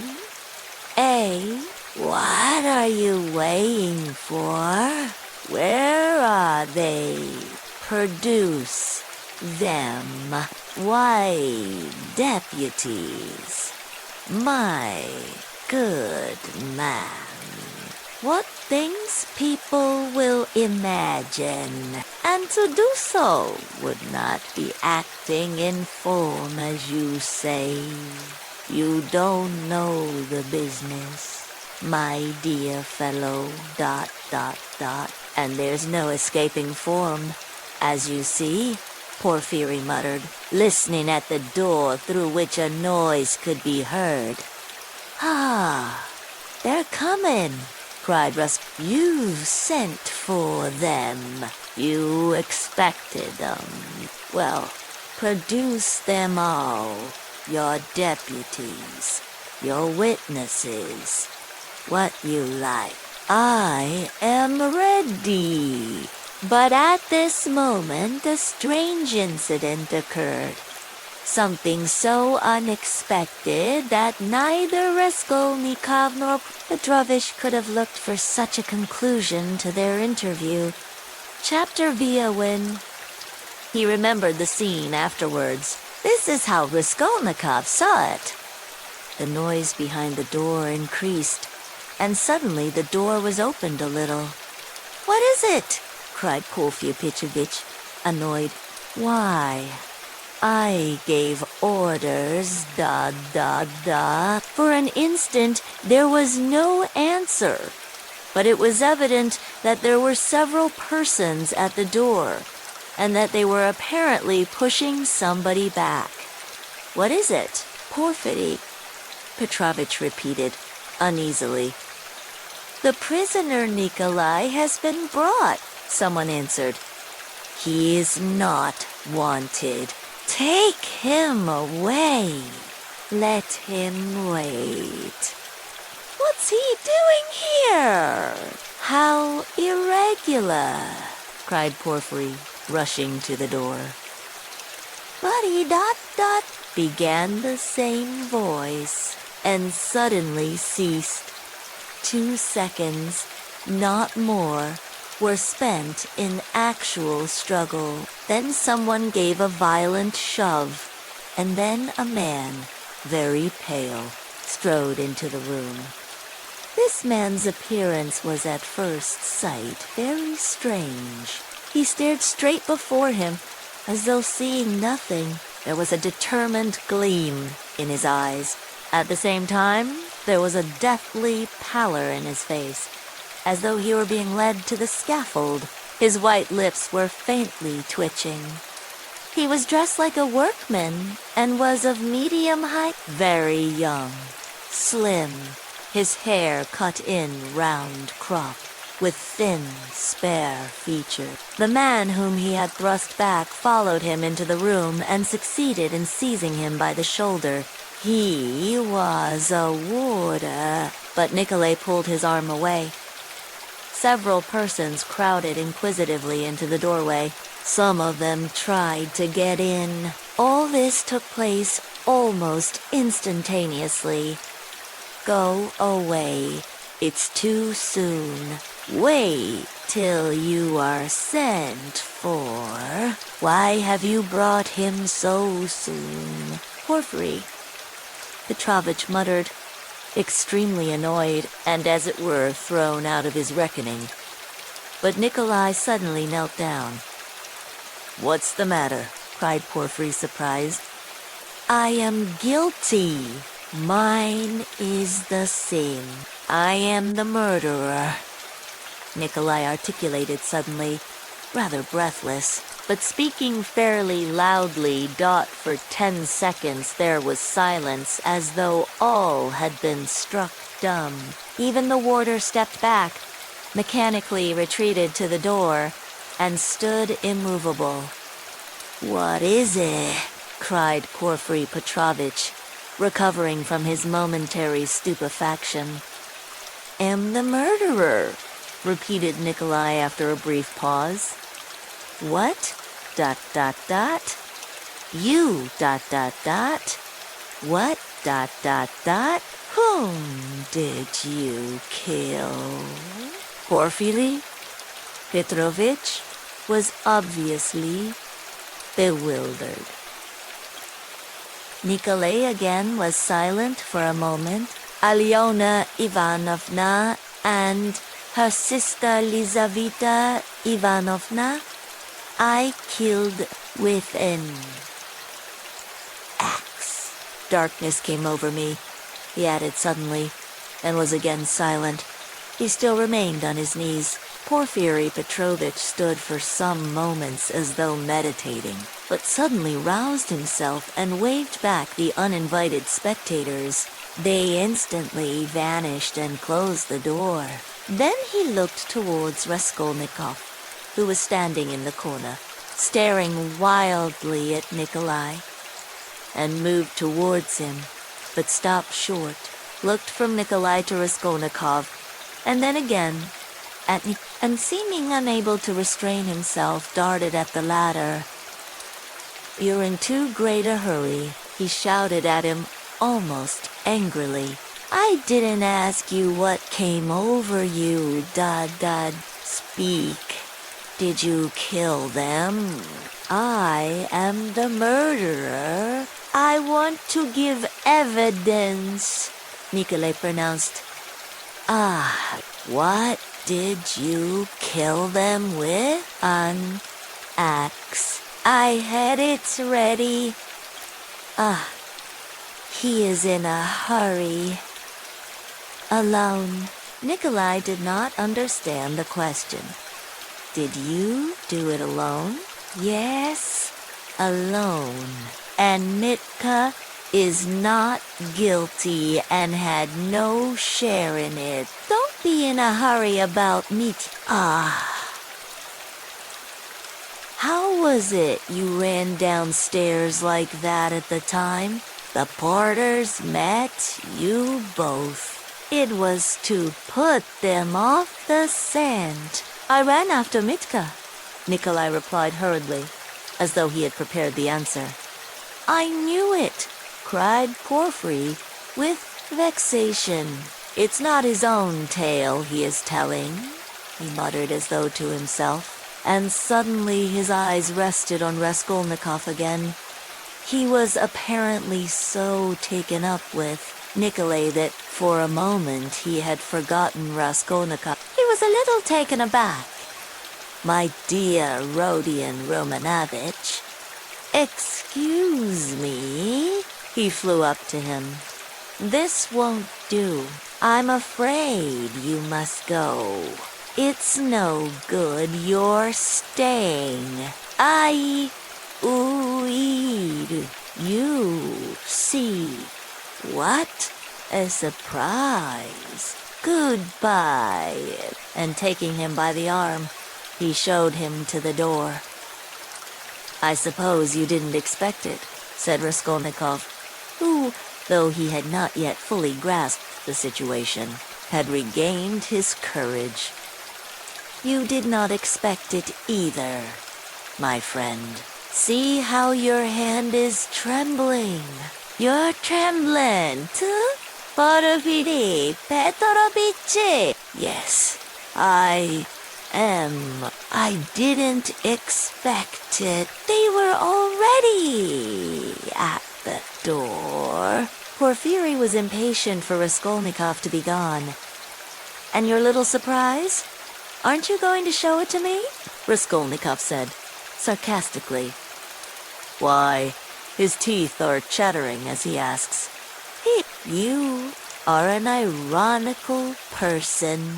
Come till we meet. I believe we can say goodbye. That's in God's hands, muttered Porfiry with an unnatural smile.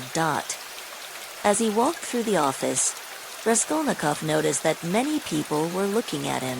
Among them, he saw the 2 porters from the house whom he had invited that night to the police station. They stood there waiting, but he was no sooner on the stairs than he heard the voice of Porfiry Petrovich. Behind him, turning round, he saw the latter running after him, out of breath. One word, Rodion Romanovich. As to all the rest, it's in God's hands. But as a matter of form, there are some questions I shall have to ask you. So we shall meet again. Chantwy and Porfiry stood still, facing him with a smile. Chantwy, he added again. He seemed to want to say something more, but could not speak out. You must forgive me, Porfiry Petrovich, for what has just passed. I lost my temper, began Risk, who had so far regained his courage that he felt irresistibly inclined to display his coolness. Don't mention it. Don't mention it, Porfiry replied, almost gleefully.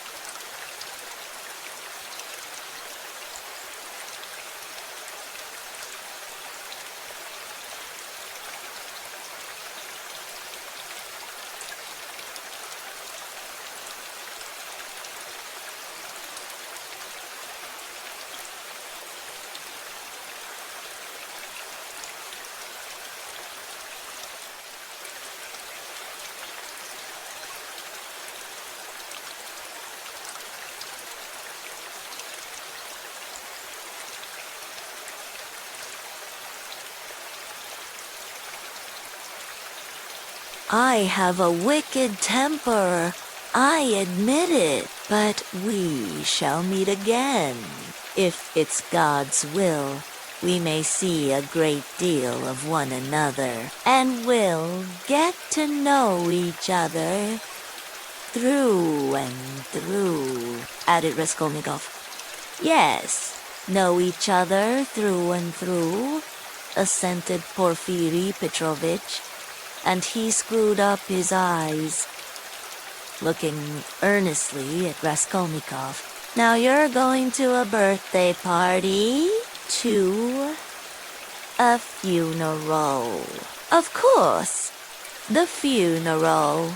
Take care of yourself and get well. I don't know what to wish you, said Raskolnikov, who had begun to descend the stairs, but looked back again. I should like to wish you success, but your office is such a comical one. Why comical? Porfiry Petrovich had turned to go, but he seemed to prick up his ears at this. Why, how you must have been torturing and harassing that poor Nikolay psychologically after your fashion, till he confessed. You must have been at him day and night, proving to him that he was the murderer. And now that he has confessed, you'll begin vivisecting him again. You are lying. You'll say, you are not the murderer. You can't be. It's not your own tale you are telling. You must admit it's a comical business. You noticed then that I said to Nikolai just now that it was not his own tale he was telling. How could I help noticing it? You are quick-witted. You notice everything. You've really a playful mind. And you always fasten on the comic side, ... They say that was the marked characteristic of Gogol among the writers. Yes, of Gogol. Yes, of Geo-L ... I shall look forward to meeting you. So shall I. Raskolnikov walked straight home. He was so muddled and bewildered that on getting home he sat for a quarter of an hour on the sofa, trying to collect his thoughts. He did not attempt to think about Nickel. He was stupefied. He felt that his confession was something inexplicable, amazing, something beyond his understanding. But Nikoli's confession was an actual fact. The consequences of this fact were clear to him at once. Its falsehood could not fail to be discovered, and then they would be after him again. Till then, at least, he was free and must do something for himself, for the danger was imminent. But how imminent? His position gradually became clear to him. Remembering, sketchily, the main outlines of his recent scene with Porphyry, he could not help shuddering again with horror. Of course, he did not yet know all Porphyry's aims. He could not see into all his calculations. But he had already partly shown his hand, and no one knew better than Raskolnikov how terrible Porphyry's lead had been for him. A little more, and he might have given himself away completely, circumstantially. Knowing his nervous temperament and from the first glance seeing through him, Porphyry, though playing a bold game, was bound to win. There's no denying that Raskolnikov had compromised himself seriously, but no facts had come to light as yet. There was nothing positive. But was he taking a true view of the position? Wasn't he mistaken? What had Porphyry been trying to get at? Had he really some surprise prepared for him? And what was it? Had he really been expecting something or not? How would they have parted if it had not been for the unexpected appearance of Nick? Porphyry had shown almost all his cards, of course. He had risked something in showing the man if he had really had anything up his sleeve.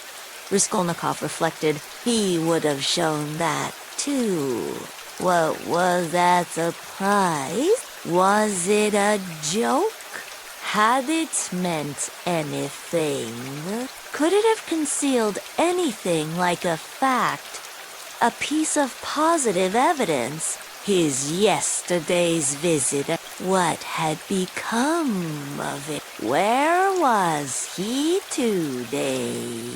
If Porphyry really had any evidence, it must be connected with him, ...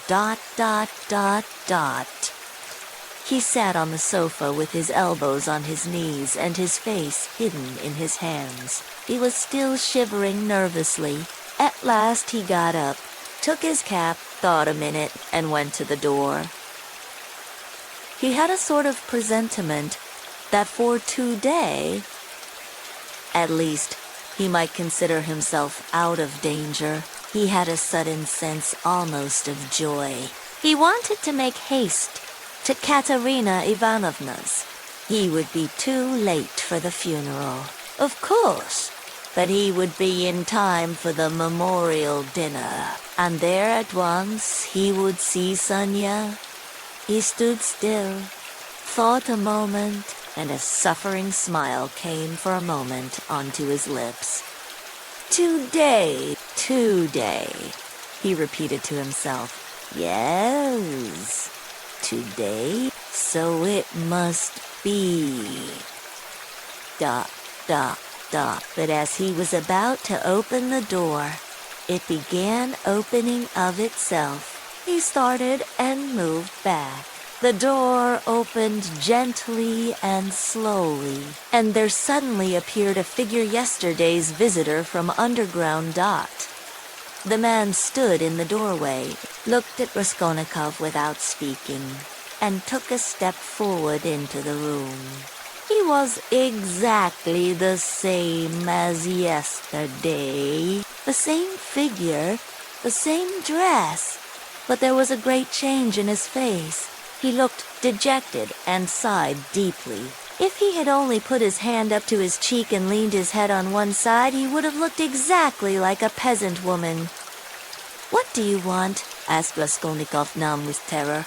The man was still silent, but suddenly he bowed down almost to the ground, touching it with his finger. "What is it?" "Kuraidorasko rinikofu." "I have seen the man articulated softly. "By evil thoughts." They looked at one another. "I was vexed when you came, perhaps in dream, and bade the porters go to the police station and asked about the blood. I was vexed that they let you go and took you for drunken. I was so vexed that I lost my sleep, and remembering the address, we came here yesterday and asked for you, ... "Who came?" Raskolnikov interrupted, instantly beginning to recollect.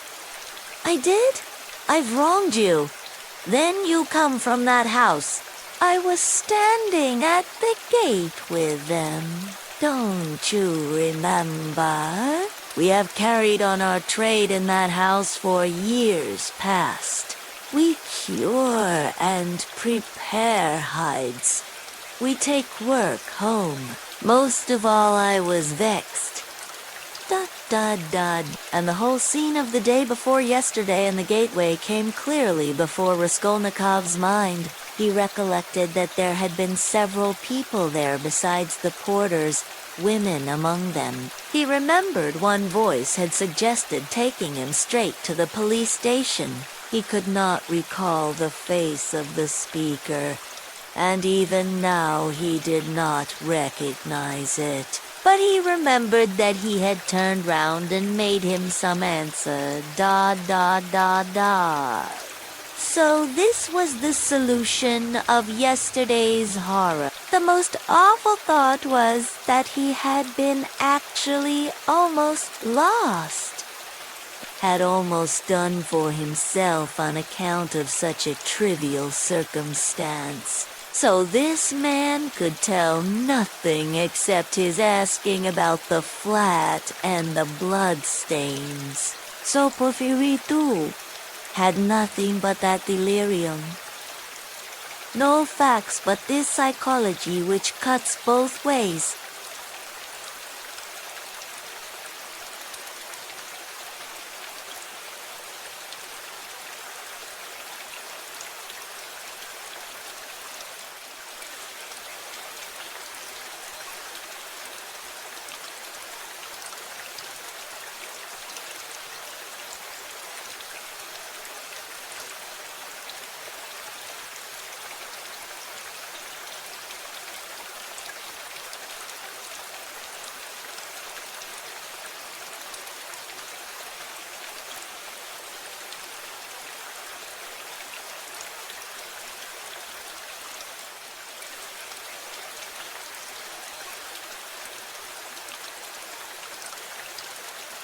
No. So if no more facts come to light, and they must not, then ... then what can they do to him? How can they convict him, even if they arrest him? And Porphyry then had only just heard about the flat and had not known about it before. Was it you who told that I'd been there? He cried, struck by a sudden idea. What? Porphyry, the head of the detective department? Yes? The porters did not go there, but I went. Today, I got there 2 minutes before you, and I heard it all, how he worried you. Where? What? When? Why? In the next room. I was sitting there all the time. What? Why? Then you were the surprise. But how could it happen? Upon my word, I saw that the porters did not want to do what I said, began the man. For it's too late, said they, and maybe he'll be angry that we did not come at the time. I was vexed and I lost my sleep, and I began making inquiries. And finding out yesterday where to go, I went today. The first time I went, he wasn't there. When I came an hour later, he couldn't see me. I went the third time, and they showed me in. I informed him of everything, just as it happened, and he began skipping about the room and punching himself on the chest. What do you scoundrels mean by it? If I'd known about it, I should have arrested him. Then he ran out, called somebody, and began talking to him in the corner. Then he turned to me, scolding and questioning me. He scolded me a great deal, and I told him everything. And I told him that you didn't dare to say a word in answer to me yesterday, and that you didn't dare recognize me. And he fell to running about again and kept hitting himself on the chest, and getting angry and running about. And when you were announced, he told me to go into the next room. Sit there a bit, he said. Don't move, whatever you may hear. And he set a chair there for me and locked me in. Perhaps, he said, I may call you. And when Nicolay'd been brought, he let me out as soon as you were gone. I shall send for you again and question you, he said. And did he question Nicolay while you were there?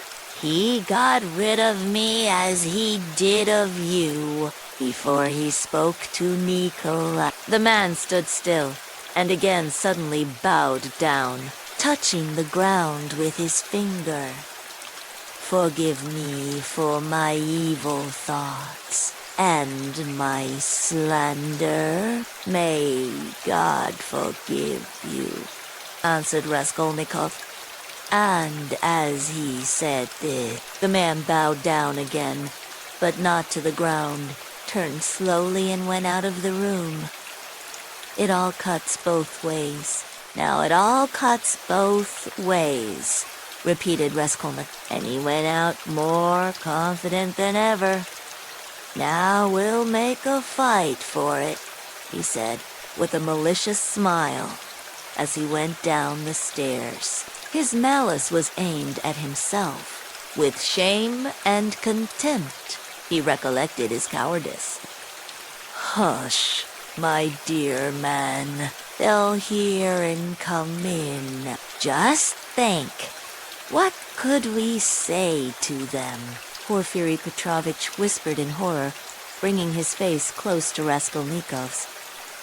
I won't allow it. I won't allow it, Raskolnikov repeated mechanically, but he too spoke in a sudden whisper. Porfiry turned quickly and ran to open the window. Some fresh air. And you must have some water, my dear fellow. You're ill. and he was running to the door to call for some when he found a decanter of water in the corner. "Come, drink a little," he whispered, rushing up to him with the decanter. "It will be sure to do you good. Porufiri, Petorobici, Esalam and sympathy." Was so natural that Raskolnikov was silent and began looking at him with wild curiosity. He did not take the water, however. "Rodion Romanovich, my dear fellow, you'll drive yourself out of your mind. I assure you. Have some water."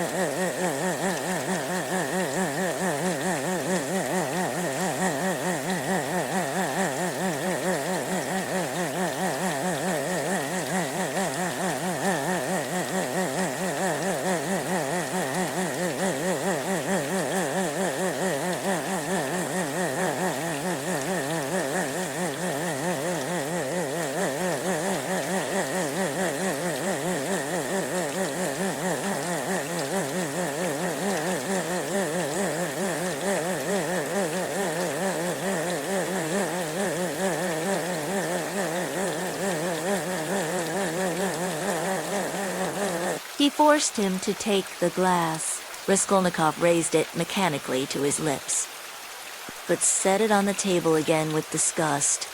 "Yes, you've had a little attack. You'll bring back your illness again, my dear fellow." Porfiri Petrovich cackled with friendly sympathy, though he still looked rather disconcerted. "Good heavens! You must take more care of yourself. Dmitri Prokofitch was here. Came to see me yesterday, I know. I've a nasty, ironical temper, but what they made of it. Good heavens. He came yesterday after you'd been. We dined and he talked away. And I could only throw up my hands in despair. Did he come from you? But do sit down. For mercy's sake, sit down. No, not from me, but I knew he went to you and why he went. Raskolnikov answered sharply. You knew. I knew. What of it? Why, this Rodion Romanovich, that I know more than that about you. I know about everything. I know how you went to take a flat at night when it was dark and how you rang the bell and asked about the blood, so that the workman and the porter did not know what to make of it. Yes, I understand your state of mind at that time, but you'll drive yourself mad like that. Upon my word, you'll lose your head. You're full of generous indignation at the wrongs you've received, first from destiny, and then from the police officer. And so you rush from one thing to another to force them to speak out and make an end of it all, because you are sick of all this suspicion and foolishness. That's all, isn't it? I have guessed how you feel, haven't I? Only in that way you'll lose your head and Razumian's too. He's too good a man for such a position. You must know that. You are ill and he is good, and your illness is infectious for him. I'll tell you about it when you are more yourself. ... But do sit down, for goodness sake. Please rest. You look shocking. Do sit down. Raskolnikov sat down. He no longer shivered. He was hot all over. In amazement, he listened with strained attention to Porfia Petrovich, who still seemed frightened as he looked after him with friendly solicitude. But he did not believe a word he said, though he felt a strange inclination to believe. Porfizy's unexpected words about the flat had utterly overwhelmed him. How can it be? He knows about the flat, then, he thought suddenly, and he tells it me himself. Yes, in our legal practice there was a case almost exactly similar. A case of morbid psychology, Porfiry went on quickly. A man confessed a murder and how he kept it up. It was a regular hallucination. He brought forward facts. He imposed upon everyone, and why he had been partly, but only partly, unintentionally the cause of a murder, and when he knew that he had given the murderers the opportunity, he sank into dejection. It got on his mind and turned his brain. He began imagining things, and he persuaded himself that he was the murderer. But at last the High Court of Appeal went into it, and the poor fellow was acquitted and put under proper care. Thanks to the Court of Appeal. Boot, doot, doot, doot. Why, my dear Phila, you may drive yourself into delirium if you have the impulse to work upon your nerves. To go ringing bells at night and asking about blood. I've studied all this morbid psychology in my practice. A man is sometimes tempted to jump out of a window or from a bell. Just the same with bell ringing. It's all illness. Rodion Romanovich, you have begun to neglect your illness. You should consult an experienced doctor. What's the good of that fat fellow? You are lightheaded. You were delirious when you did all this. For a moment, Raskolnikov felt everything going round. Is it possible? Is it possible? Flashed through his mind. That he is still lying. He can't be. He can't be. He rejected that idea, feeling to what a degree of fury it might drive him, feeling that that fury might drive him mad. I was not delirious. I knew what I was doing, he cried, straining every faculty to penetrate Porfir's game. I was quite myself. Do you hear? Yes. I hear and understand. You said yesterday you were not delirious. You were particularly emphatic about it. I understand all you can tell me. Eh? Aha! Listen, Rodion Romanovich, my dear fellow. If you were actually a criminal, or were somehow mixed up in this damnable business, would you insist that you were not delirious but in full possession of your faculties, and so emphatically and persistently? Would it be possible? Quite impossible.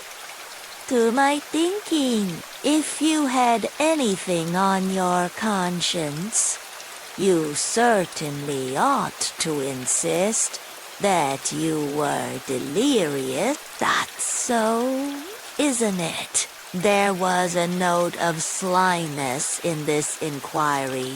Raskolnikov drew back on the sofa as Porfia bent over him and stared in silent perplexity at him. Another thing about Razumihin certainly ought to have said that he came of his own accord, to have concealed your part in it. But you don't conceal it. You lay stress on his coming at your instigation. Raskolnikov had not done so, A chill went down his back. "You keep telling lies," he said slowly and weakly, twisting his lips into a sickly smile. "You are trying again to show that you know all my game, that you know all I shall say beforehand," he said, conscious himself that he was not weighing his words as he ought. "You want to frighten me, or you are simply laughing at me, ... He still stared at him as he said this, and again there was a light of intense hatred in his eyes. "You keep lying," he said. "You know perfectly well that the best policy for the criminal is to tell the truth as nearly as possible, to conceal as little as possible. I don't believe you. What a wily person you are." Porphyry tittered. "There's no catching you.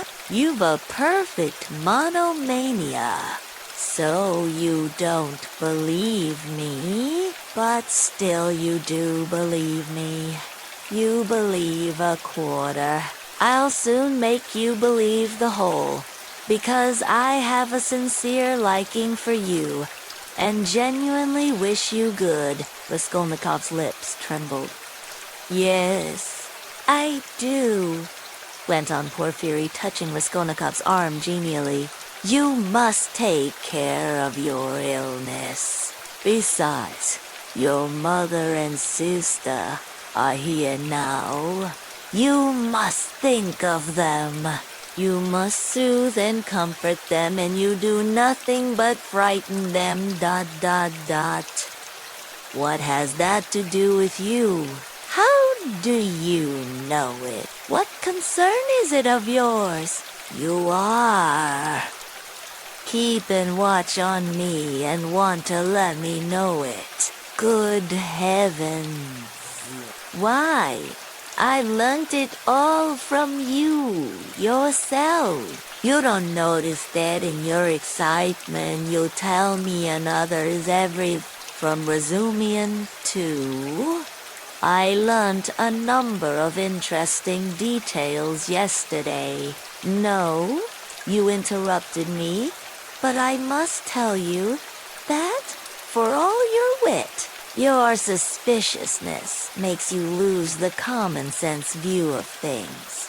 To return to bell-ringing, for instance, I, an examining lawyer, have betrayed a precious thing like that. A real fact, for it is a fact worth having. And you see nothing in it. Why? If I had the slightest suspicion of you, should I have acted like that? No. I should first have disarmed your suspicions and not let you see. I knew of that fact. Should have diverted your attention and suddenly have dealt you a knockdown blow, your expression saying, "And what were you doing, sir? Pray, at 10, or nearly 11, at the murdered woman's flat. And why did you ring the bell? And why did you ask about blood? And why did you invite the porters to go with you to the police station, to the lieutenant? That's how I ought to have acted if I had a grain of suspicion of you. I ought to have taken your evidence in due form, searched your lodging, and perhaps have arrested you. ... So, I have no suspicion of you, since I have not done that. But you can't look at it normally and you see nothing. I say again." Raskolnikov started so that Porphyry Petrovitch could not fail to perceive it. "You are lying all the while," he cried. "I don't know your object. But you are lying. You did not speak like that just now, and I cannot be mistaken. I am lying, Porphyry repeated, apparently incensed, but preserving a good-humored and ironical face, as though he were not in the least concerned at Raskolnikov's opinion of him.